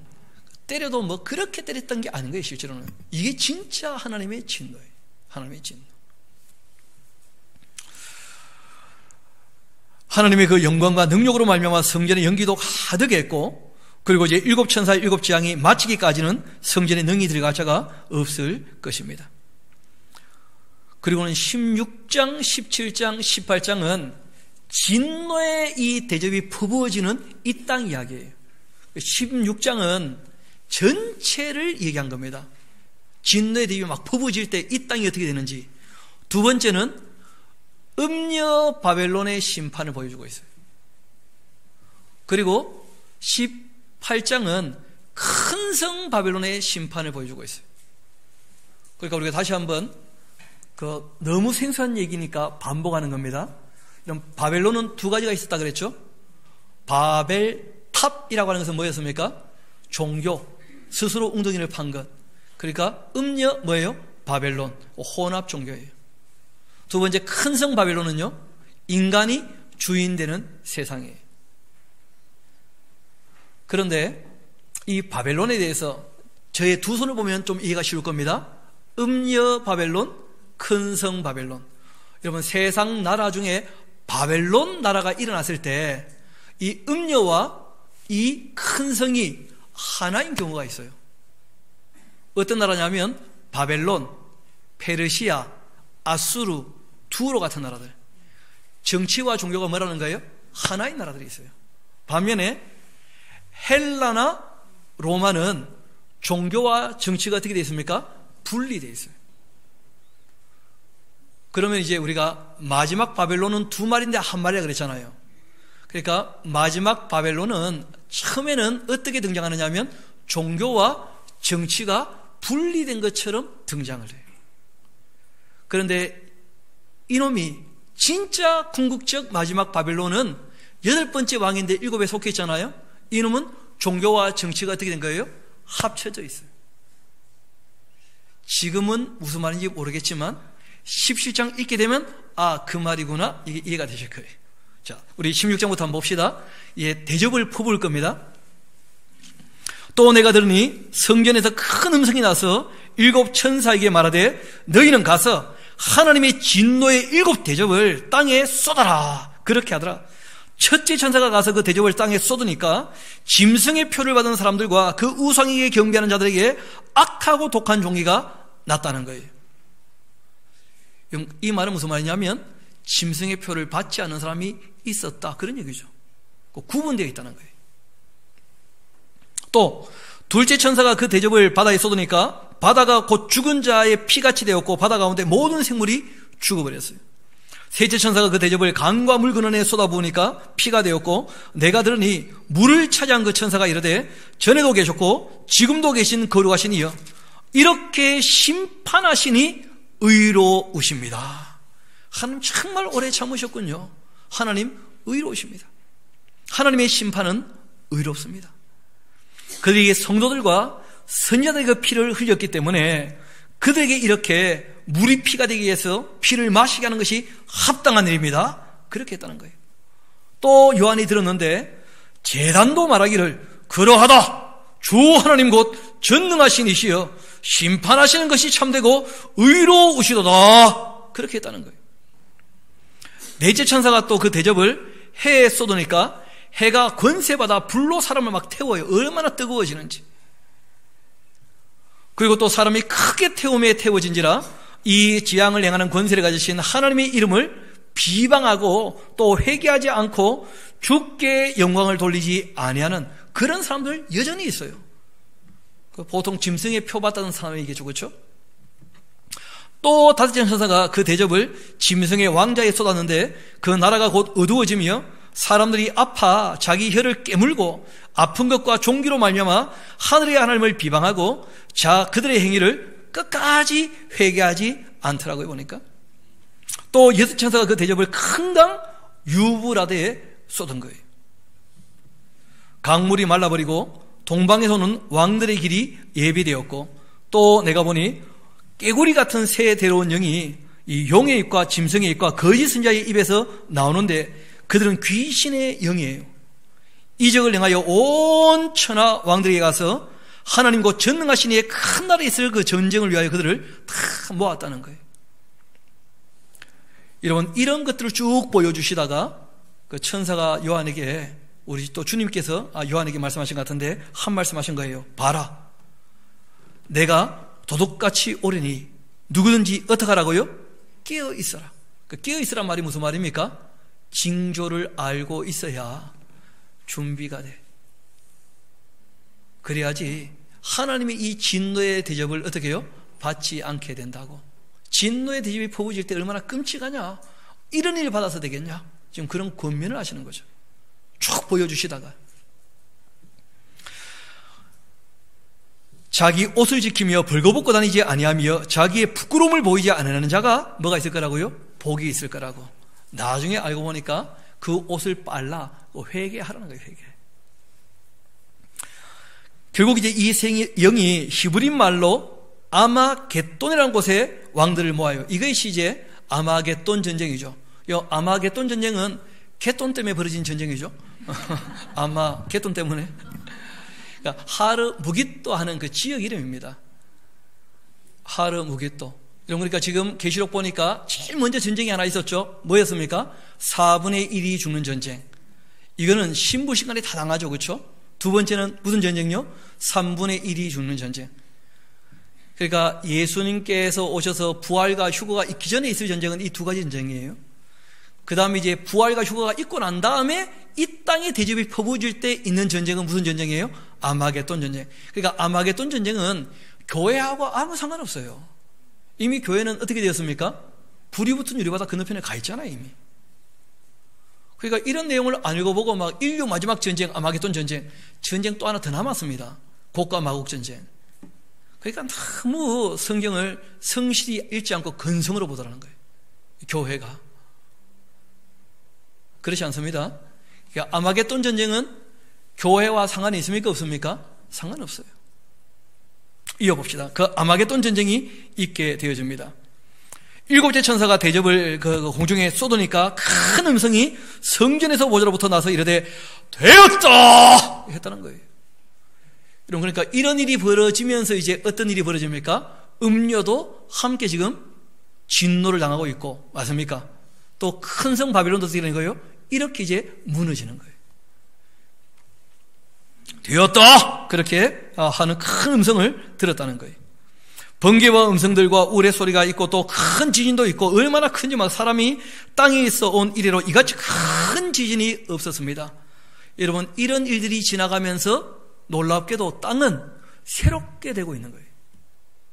마치 홍수 이후에 땅이 망가졌던 것처럼 이 진노의 대접 이후에 새하늘 새 땅이 와요. 이게 천년왕국이 이제 준비되는 것인데, 이어봅시다. 큰 성은 세 갈래로 갈라지고 만국의 성들도 무너지니 큰 성 바벨론이 하나님 앞에 기억하신 바가 되어 있다가 그 맹렬한 진노의 포도주잔을 받게 됩니다. 섬도 없어지고 산악도 없어져 버리고, 또 무게가 1달란트나 되는 큰 우박이, 1달란트라고 하는 것은 30kg가 넘어요. 그러니까 여러분, 저 스피커쯤 되는 크기에 그런 우박이 떨어져요. 맞으면 좀 아프겠죠? 시원하고 뭐 그런 게 막 떨어져요. 근데 뭐 우리와 나오면 상관없습니다. 이 땅에 남아있는 사람들에게 있을 일이에요. 그 우박으로부터 사람들에게 내리며 사람들이 그 우박의 재앙 때문에 또 하나님을 비방하니 그 재앙이 심히 컸기 때문이다. 그리고 이제 17장은 그거 적어놓으세요. 포커스를 음녀에게 맞추었다. 이러면 좀 이해가 쉬울 거예요. 여러분, 그러니까 막 진노의 대접이 퍼부어지는 중에 어떻게 된 거예요? 딱 음녀에게 샥 줌인한 거예요. 전체를 보여주다가 샥 돌아가지고 어디로 보였다고요? 음녀를 탁 비춰주면서 음녀가 당하는 이 일을 또 봐라. 음녀가 누군지를 보여주시는 거예요. 음녀 바벨론. 또 7대접을 가진 7천사 중 하나가 와서 내게 말하 이르되 이리로 와봐, 이리로 와봐. 많은 물 위에 앉아 있는, 나중에 이제 이 물이 뭔지를 얘기해요. 각 나라의 방언들이에요. 각 나라의 말들. 모든 나라들이 이 음녀에게 다 쏘가 있었다는 거예요. 많은 물이라고 하는 것이 뭐냐면 각 나라의 언어, 말. 큰 음녀가 받을 그 심판을 너에게 보여주겠다. 땅의 임금들도 그와 더불어 음행했었고 땅에 사는 자들도 그 음행의 포도주에 취하였다. 그렇게 하고는 곧 성령으로 나를 데리고 광야로 갔는데 내가 보았더니 여자가요 붉은빛 짐승을 타고 있어요. 여러분, 이런 대접이 퍼부어지고 이제 보여주신 것이었는데 그게 무엇이었냐면 이런 이 붉은빛 짐승을 타고 있는 음녀를 보여주신 거예요. 짐승과 뭐예요? 거짓 선지자. 이걸 지금 보여주시는 것인데 이어봅시다.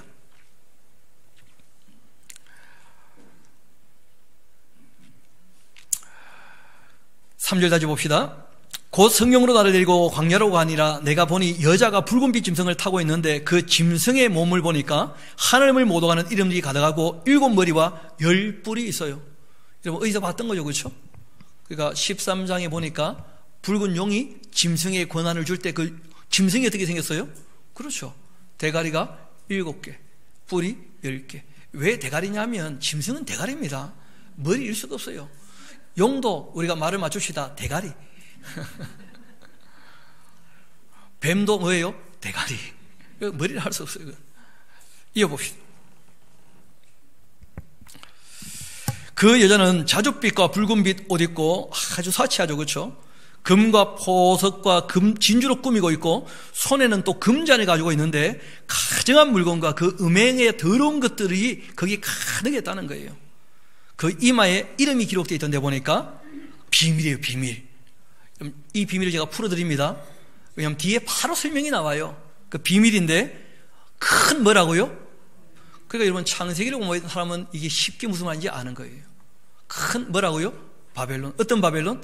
음녀 바벨론. 자기 자리를 하나님의 자리까지 높이려고 했던 그 탑을 쌓았던 하늘에 닿지 않으면서 탑을 쌓았던 그 음녀 바벨론. 땅의 그 음녀들 뭡니까? 모든 종교들의 뭐라고요? 가증한 것들의 의미가 되는 모든 종교가 여기서 시작되었죠. 고대 바벨론에서. 여기서 모든 종교가 시작된 거예요. 그것들의 의미예요, 의미. 또 내가 봤어요. 또 누가 보고 있는 겁니까? 요한이. 그 보니까 이 여자가, 그죠? 음녀 바벨론이죠, 그렇죠? 이 여자가 성도들의 그 피와 예수의 증인들의 피에 취해 있더라고. 그러니까 항상 거짓 종교가 진리를 따르는 기독교인들을 어떻게 한 거예요? 박해하고 죽이고 그렇게 했다는 거죠. 그런 일은 항상 있었다는 거예요, 항상.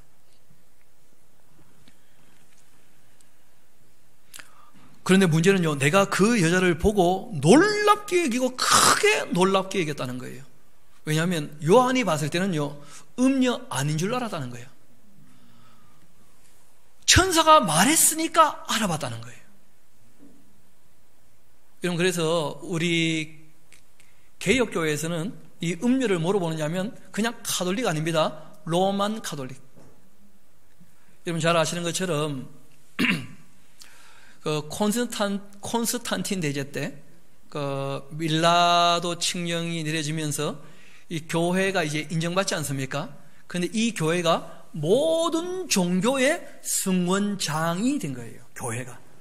그러니까 실제로는 그때 교회는 교회가 아니고 뭐라는 거예요? 모든 종교를 혼합하는 우두머리가 되었다는 거예요. 이것을 우리가 로만 카톨릭이라 그래요. 여러분 그냥 카톨릭은 공교회가 카톨릭이에요. 우리 잠깐 한번 그 로만 카톨릭 조금 말씀을 드릴 테니까 한번 잘 들어봐봐요. 이 로만 카톨릭은 378년 정도 되었을 때 말 그대로 로마 황제의 제가를 받아가지고 모든 종교의 우두머리 성원장이 되었다는 겁니다. 그리고 이제 590년에 그레고리 1세가 교황으로 취임하면서 드디어 교회에 뭐가 나타난 거예요? 황제가. 그 교황이 그때 시작되어져요. 그 다음에 788년쯤 되었을 때 선지자의 유골들, 그러니까 죽은 선지자들 또는 이 사도들이라고 여기지는 사람들의 그 뼈가 무슨 특별한 능력이 있는 줄 알고 그걸 숭배하기 시작을 해요.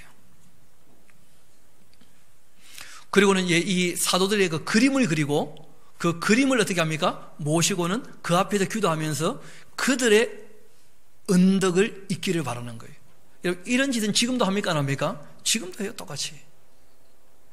딱지 모으듯이 막 이 성자들 사진 모아가지고 막 해놓고 거기 빌고 그거 똑같이 하고 있다고. 여기서부터 시작된 거예요. 788년도에. 그리고 드디어 800년쯤 되어지자 마리아에게 기도하기 시작합니다. 그러면서 이제 드디어 자기의 뭘 드러내는 거예요? 정체를. 성부, 성자, 성령, 게다가 뭘 보태는 거예요? 성모. 그런데 성부, 성자, 성령의 이름으로 누구한테 기도해요? 그럼 누가 제일 높은 거예요? 하기야 엄마가 늘 집에 우두머리죠, 그렇죠? 그렇게 된 거예요, 보니까. 그러니까 이거는 진짜 이단입니다. 2단 넘어서 3단, 4단쯤 되는 거예요, 진짜로. 여러분, 또 누가 로만 가톨릭은 우리 큰 집이다. 딴 집입니다, 딴 집. 전혀 딴 집이에요.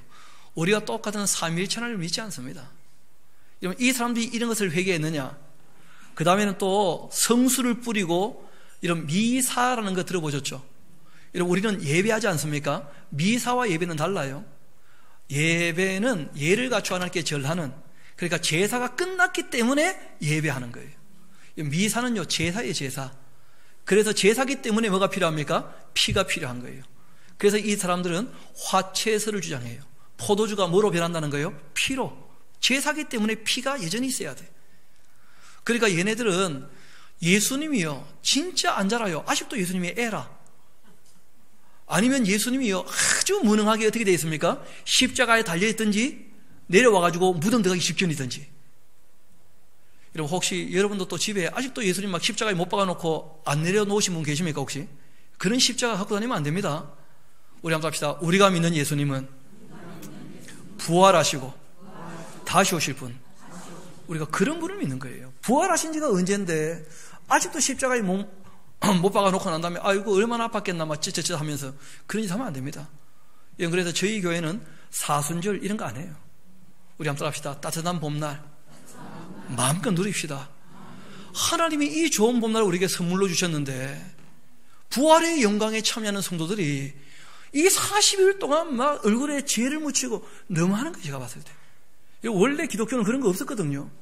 로만 카톨릭의 이 이상한 풍습이 교회 안에 들어와서 지금 교회가 사순절 안 지키는 교회가 없는 것 같아 보니까. 이게 왜 교회 안에 들어온 거예요, 대체?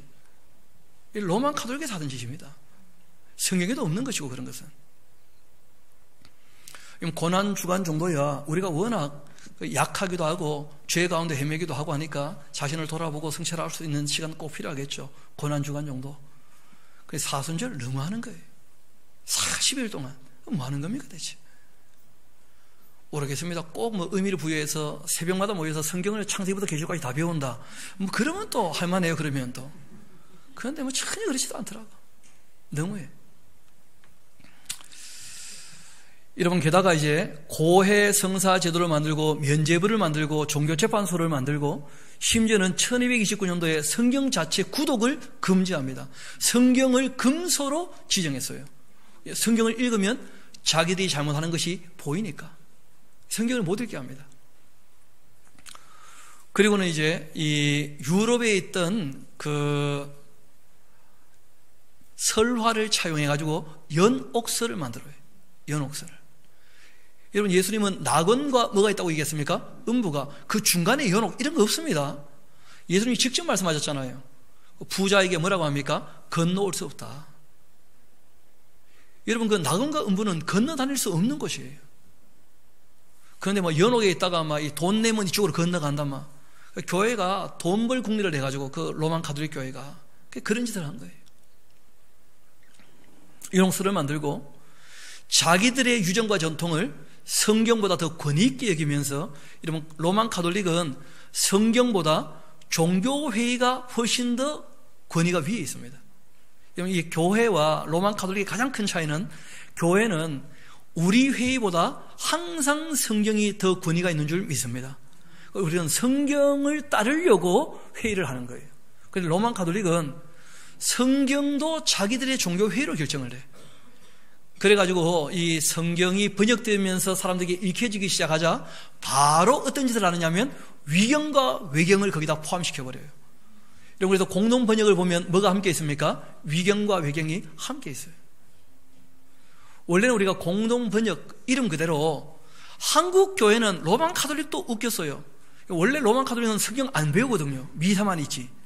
그런데 한국교회는 개혁교회가 성경으로 시작을 했거든요. 교회가 있기도 전에 성경부터 들어왔다고. 그러다 보니까 로만 가톨릭 사람들도 성경에 관심이 많았었어요. 그래가지고 로만 가톨릭과 기독교가 같은 성경을 쓰자 하고 이제 공동으로 번역한 게 공동 번역이에요. 그렇게 번역을 했는데 로만 가톨릭이 끝끝내 이 외경을 집어넣겠다고 하니까 교회가 못 받아들인 겁니다. 그래서 우리는 따로 개혁 한글판, 개혁 개정판. 그리고 그때 이제 공동 번역은 좀 쉬운 글로 번역이 되었으니까 새 번역 성경을 우리가 만들어서 좀 쉽게 읽게 하자. 젊은 친구들. 그렇게 했던 거예요. 로만 가톨릭과 함께 갈 수가 없다는 겁니다. 또 마리아가 예수님을 잉태할 때 무원죄 잉태설, 마리아가 죄가 없다는 거예요. 제가 믿기로는 마리아도 복 있는 여인인 것은 확실하지만 똑같이 예수님의 보혈로 그 죄값이 사해지는 줄로 믿습니다. 그게 마리아거든요. 그런데 이런 것들 다 교리로 만들면서 성경보다 더 권위 있게 얘기하는 거예요. 심지어는 교황의 성경 해석은 오류가 없다. 교황 무엇을. 그리고 요셉을 교회의 수호자로. 왜냐하면 요셉이 전직이 뭐죠? 목수니까. 그러니까 집 잘 지을 거 아니에요. 그러니까 예배당을 위해서, 성당을 위해서 누구한테 기도합니까? 요셉에게 무너지지 말게 해달라고. 그런 걸 하는 거예요. 그러니까 온갖 성자들은 기도의 대상이 됩니다. 다. 또 마리아를 은총의 중재자로. 여러분 이것도 참 웃기는 건데 예수님께 직접 얘기하면 예수님 잘 안 듣는다는 거야. 왜냐하면 옛날에 못 바뀐 적이 있어가지고 신경 예민하다는 거예요. 그래가지고 마리아한테 부탁하면 마리아가 예수님한테 자기 젖가슴을 보이면서 말 좀 들어달라 그런다는 거야. 그러니까 은총의 중재자이신 마리아야 하면서 마리아에게 중재를 요청해요. 이런 함께 갈 수 없습니다. 이들과 함께. 왜냐하면 한 번도 여기에 대해서 회개하고 들어온 적이 없어요. 마리아를 아예 그냥 하나님의 어머니로 확증했습니다. 이게 무슨 말이냐면 예수님은 참 사람이시고 참 하나님이시잖아요. 왜냐하면 동정녀 마리아에게서 태어나셨기 때문에 참 뭐라는 거예요? 사람이시고 성령으로 잉태되신 누구시라고요? 참 하나님이시고. 그런데 교회에서 논쟁이 있었어요. 마리아가 인간 예수의 어머니냐 하나님 예수의 어머니냐. 말도 아닌 거죠. 인간 예수의 어머니죠 당연히. 그런데 예수님은 하나님이시고 그 예수님의 어머니니까 하나님의 어머니다. 데오토코스 그 논쟁 때문에 하나님의 어머니가 되었어요. 이게 처음에는 교리로 안 되었다가 교리로 확정했다는 거예요. 회의를 거쳐가지고. 그리고는 마리아 또 승천하셨다는데요. 이런 마리아 승천 기념일이 있습니다. 로만 가톨릭 가면 몽소 승천해가지고. 그러니까 전혀 성경에도 없고 진리도 아닌데 마리아를 높이려고 온갖 이상한 이론들을 만들어요. 유전을 가지고. 그러니까 여러분 로만 가톨릭과 함께 갈 수 없어요. 로만 가톨릭은 변하지 않으려고 끊임없이 변했어요. 여러분 잘 아는 것처럼 처음 가톨릭이 우리나라 전파될 때는 제사 드리지 않는 것 때문에 숱한 사람이 순교당했잖아요. 그런 분들을 성자로 추대해놓고 지금은 로만 가톨릭 제사 허용합니까 안 합니까? 왜냐하면 뭐 몸을 굽힌다고 진짜 귀신한테 절하겠는가 말이야. 그냥 분위기 맞춰줘야지. 그게 사랑이 많은 거야 하면서. 여러분 하나님보다 사람 눈치를 더 보고 있는 종교예요. 그러니까 이런 거 함께 할 수 없습니다. 그래서 우리 종교개혁가들은 다 음료 종교는 로만 가톨릭 것이다. 뭐 저도 그렇게 봅니다. 근데 로만 가톨릭이다 하면 안 돼요. 우리 한번 합시다. 나중에 확인된다. 그러니까 지금으로 봤을 때는 로만 가톨릭의 가능성이 제일 크다는 거예요. 이어봅시다. 이 음료.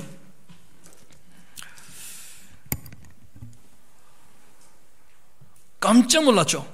천사가 말합니다. 왜 놀랍게 여기냐? 내가 여자뿐 아니고 그가 지금 타고 있는 7머리와 10뿔 가진 짐승의 비밀도 너에게 알려주마. 내가 본 짐승은 전에는 있었다는 거예요.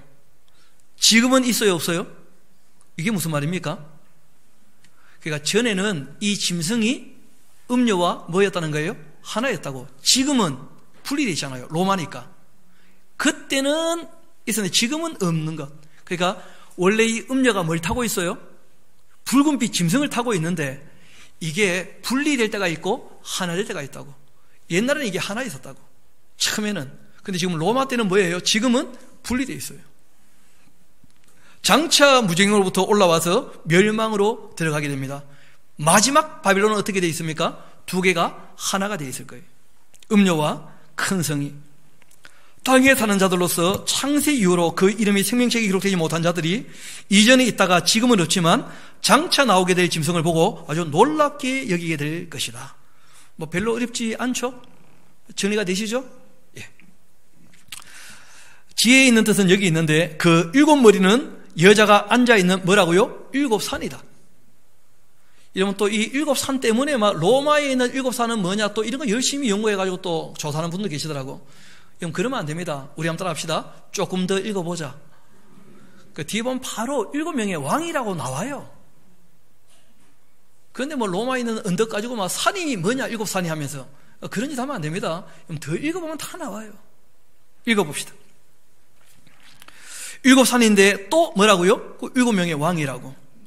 알고 보니까 5은 어떻게 되었습니까? 망했어요. 그러니까 바벨론을 얘기하는 거예요. 바벨론. 여자가 타고 있는 이 붉은 빛 뭐요? 그 짐승의 비밀을 얘기하고 있잖아요. 그러니까 늘 이 마귀가 사용했던 그 나라들이 있습니다. 제일 먼저가 뭐였다고요? 바벨론. 두 번째는 여러분 두로 나라 기억나시죠? 두로. 그 에스겔서 28장 보면 그 두로 나라에 지금 마귀가 있잖아요. 마귀가. 그리고 아수르 기억나시죠? 나훔서를 보면 아수르가 바로 음녀 나라예요. 음녀이면서 그 나라예요, 나라. 그리고 난 다음에 바벨론 무너지고 이제 뭐가 일어나요? 페르시아가. 페르시아 무너지고 뭐가 일어났죠? 그 5은 망했다는 거예요. 이 큰 5개의 나라. 그 5은 망했어요. 여러분 어떤 분은 그 애굽을 넣는 경우가 있어요. 두로를 안 넣고. 그런데 성경을 보면 에스겔서 29장 14절을 보면 애굽은 망하지 않는다는 예언이 있어요. 지금까지도 안 망했잖아요. 애굽은. 그러니까 망한 5은 바벨론, 두로, 아수르, 페르시아, 헬라 망했다는 거예요. 그리고 하나는 있어요. 있는 나라는 그 당시 있었던 나라죠. 어떤 나라입니까? 로마. 그리고 다른 하나는 아직 이르지 않았어요. 적어놓으세요. 지금도 이르지 않았다. 마지막 바벨론이에요. 미국 이렇게 하면 안 됩니다. 미국의 가능성이 커요. 근데 미국이 없었을 때는 영국이라고 다들 얘기를 했었어요. 왜냐하면 영국이 온 세상 집어삼킨 적이 있었잖아요. 기억나시죠? 그때는 영국이 바로 이 마지막 바벨론이다 이런 얘기를 했다가 미국이 일어났었다고. 지금 이제 미국이 세력을 갖고 있죠. 더 두고 봐야 돼요. 앞으로. 정말 그 어둠의 세상 주관자가 어느 나라를 이용해 먹을지는 더 두고 봐야 돼요. 이어봅시다. 그리고는 이르게 되면 반드시 잠시 동안 있을 것이다. 그 적그리스도가 잠시 있겠죠, 뭐 당연히. 그리고 11절 잘 봐요. 전에 있었다가 지금이 없어진 짐승은 8째 왕인데 7 중에 속한 자요, 그렇죠? 전에 있다가 지금 없어진 그 짐승 8번째 왕 7 중에 속한 자. 그는 결국 어디로 들어갑니까? 멸망으로. 이런 거 적어놓으세요. 마지막 적그리스도는 2마리인데 1마리다. 그런 얘기죠. 이어봅시다. 너가 봤던 이 10뿔은 또 뭐예요? 10왕이에요. 이런 그러니까 바벨론 나라가 있지만 주변에 또 작은 나라들이 있습니까? 없습니까? 그 바벨론 옹이라는 나라들 항상 있죠. 뭐. 아직 나라를 얻지 못했지만 그러나 다만 짐승과 더불어 임금처럼 한동안 권세를 받게 될 것이다. 그들이 한뜻 가지고 자기의 능력과 권세를 짐승에 주고 그들이 어린 양과 더불어 싸우겠지만은 어린 양은 만주해 주시고 만왕의 왕이시기 때문에 그들을 결국은 다 이기실 거다. 또 그와 함께 있는 자들 곧 부르심을 받고 택하심을 받은 진실한 자들도 결국 다 어떻게 될 겁니까? 이길 거예요. 또 천사가 내게 말하되 너가 본 바 음녀가 앉아있는 물은 백성과 무리와 열국과 방언들이다. 얘기했죠. 그 물이 바로 세상 나라라고요. 너가 본 바 이 10뿔과 짐승은 음녀를 또 결국 미워하여 망하게 할 겁니다. 벌거벗게 하고 그 살을 먹고 불로 아주 살을 끓여는 거예요. 여러분 세상 역사를 봐도 마찬가지인데 항상 정치는 종교를 어떻게 합니까? 이용해 먹고 버려요. 이는 하나님이 자기 뜻대로 할 마음을 그들에게 주사 한 뜻을 이루게 하시고 그들의 나라를 그 짐승에게 주게 하시되 하나님의 그 말씀이 응하기까지 그렇게 하심이라. 또 너가 본 그 여자는 땅의 왕들을 다스리는 큰 뭐라고요? 성이다. 큰 성 바벨론 얘기해요. 일 후에 다른 천사가 하늘에서 내려오는 것을 봤는데 큰 권세를 가지고 있어요. 그 영광으로 땅이 아주 환해집디다 보니까 힘찬 손으로 외쳐 이르되 무너졌도다 무너졌도다. 큰 성 바벨론, 귀신의 그 처소와 각종 더러운 영이 모이는 곳, 각종 더럽고 가증한 새들이 모이는 곳이 되었다. 그 음행의 진노의 포도주로 말미암아 만국이 무너졌으며 또 땅의 왕들이 그와 더불어 음행하였으며 땅의 상인들도 그 사치의 그 세력으로 치부하였도다. 그렇게 하더라.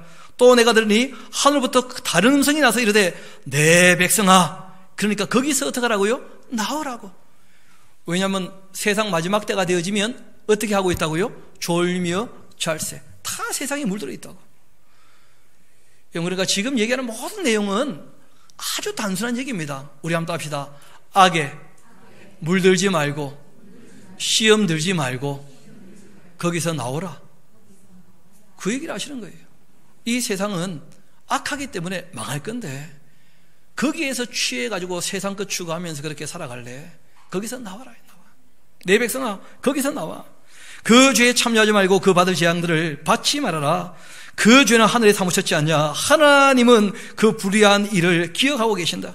그가 준 그대로 그에게 주고 그 행위대로 갑절을 갚아줄 것이고 그가 섞은 잔에도 갑절이나 섞어 그에게 줄 것이다.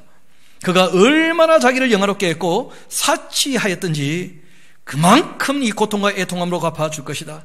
그가 마음에 말하기를 나는 여왕으로 앉은 자고 과부가 아니라 결단코 애통함을 당하지 아니하리라. 그렇게 하는 모양인데 그러므로 하루 동안의 그 재앙들이 이르게 될 것이다. 곧 사망과 애통함과 흉년이라. 그가 또한 불에 살라지게 될 것이다. 그를 심판하시는 주 하나님은 강하신 분이시기 때문에 그와 함께 이 바벨론과 함께 음행하고 사치하던 땅들의 왕들이 그 불타는 연기를 보고 위하여 울고 가슴을 치고 그 고통을 무서워하며 멀리 서서 이르되, 이러면 이때는요 우마이 하는 말인데 화이또다 하고 번역하면 안 됩니다. 하나님 쪽에서 천사들이 바벨론을 볼 때는 화이또다 화이또다 하겠죠. 근데 바벨론이 무너지는 거 보고 슬퍼하는 사람들은요 슬프다 슬프다 해야 돼요. 그럼 똑같은 단어지만 다 해석이 가능한 표현들이에요.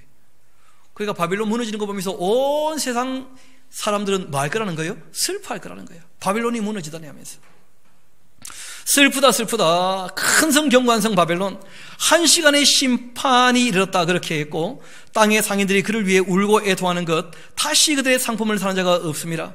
그 상품은 금과 은과 보석과 진주와 세마포와 자주 옷감과 비단과 붉은 옷감인데 각종 항목과 각종 상아 그릇이고 값진 나무와 구리와 철과 대리수로 만든 각종 그릇이고 계피와 향로와 향과 향유와 유황과 또 이 포도주와 감람유와 호밀가루와 밀이고 소와 양과 말과 수레와 종들과 심지어 사람들의 영혼까지도 거래하더라고. 보니까 바벨론아 너희의 영혼이 탐하던 그 과일, 그 적어놓으세요. 사치와 교만과 향락. 세상은 이걸 다 추구한다는 거예요. 사치와 교만과 향락을. 너희에게서 떠났으며 맛있는 것들과 빛나는 것들 다 없어졌다. 적어놓으세요. 맛집도 끝난다. 너무 다니지 마. 너무 다니지 마. 사람들이 결코 이것들을 다시 보지 못할 것이다. 바벨론으로 말미암아 치부했던 그 상품의 상인들, 그 고통을 무서워하며 멀리서도 울고 애통하며 이르되 슬프다 슬프다. 애통하는 것이니까 슬프다고 번역을 해야죠.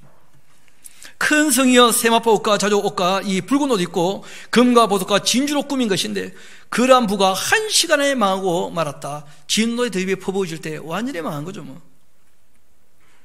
모든 선장과 각 차에 다니는 승객들, 선원들과 바다에서 일하는 자들이 멀리 서서 그가 불타는 연기를 보고 외쳐 이르되 이 큰 성과 같은 성이 어디 있느냐 하면서 티끌을 자기 머리에 뿌리고 울며 애통하며 외쳐 이르되 슬프다 슬프다. 애통하는 것인가 다 슬프다고 번역해야 됩니다. 이 큰 성이여 바다에서 배부리는 모든 자들이 너희 그 보배로운 상품으로 치부하였다. 그러더니 한 시간에 망하고 말았다.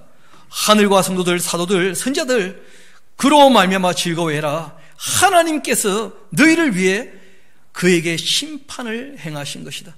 왜냐하면 이 세상 이 바벨론 때문에 성도들이 너무 큰 괴로움을 당했거든요.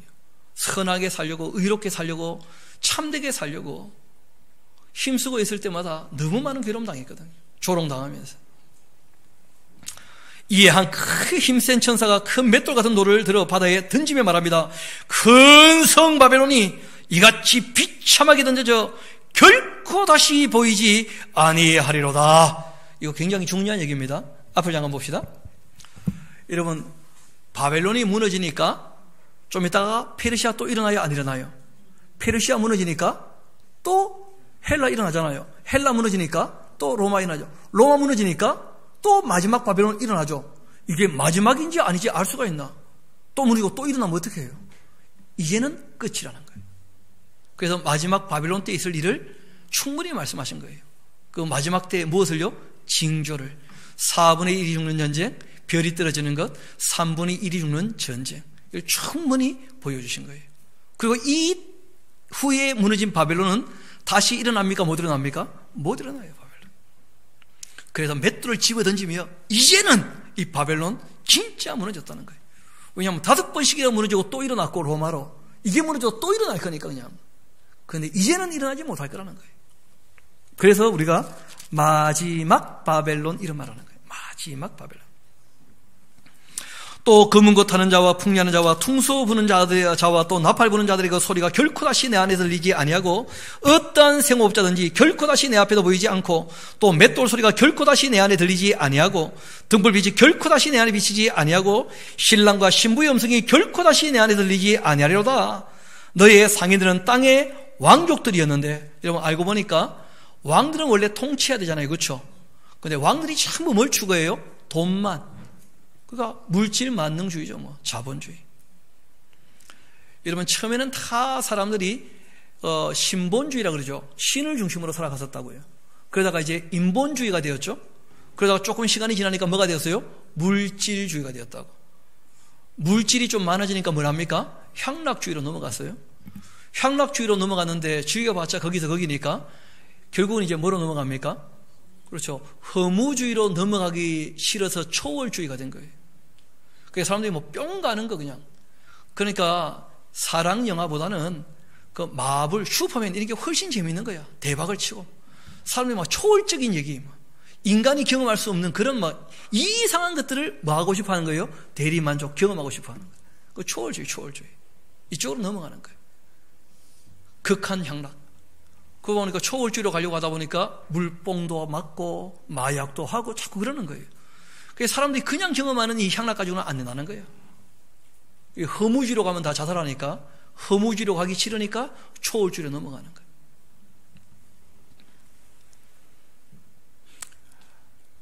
(23절) 다시 봅시다.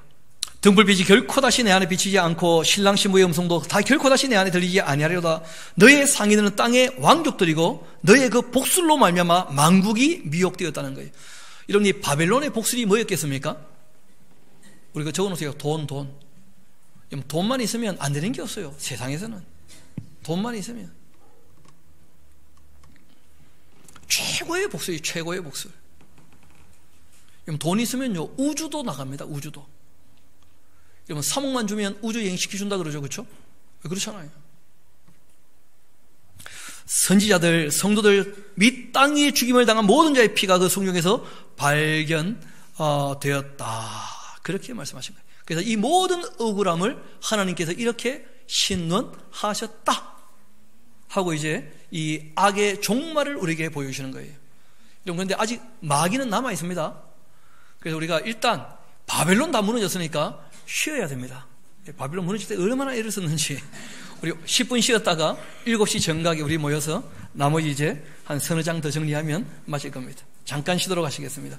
뒤에 보면 간식이 준비되어 있습니다. 여러분 간식도 드시고 정신도 좀 차리시고 그리고 다시 돌아오시면 좋겠습니다.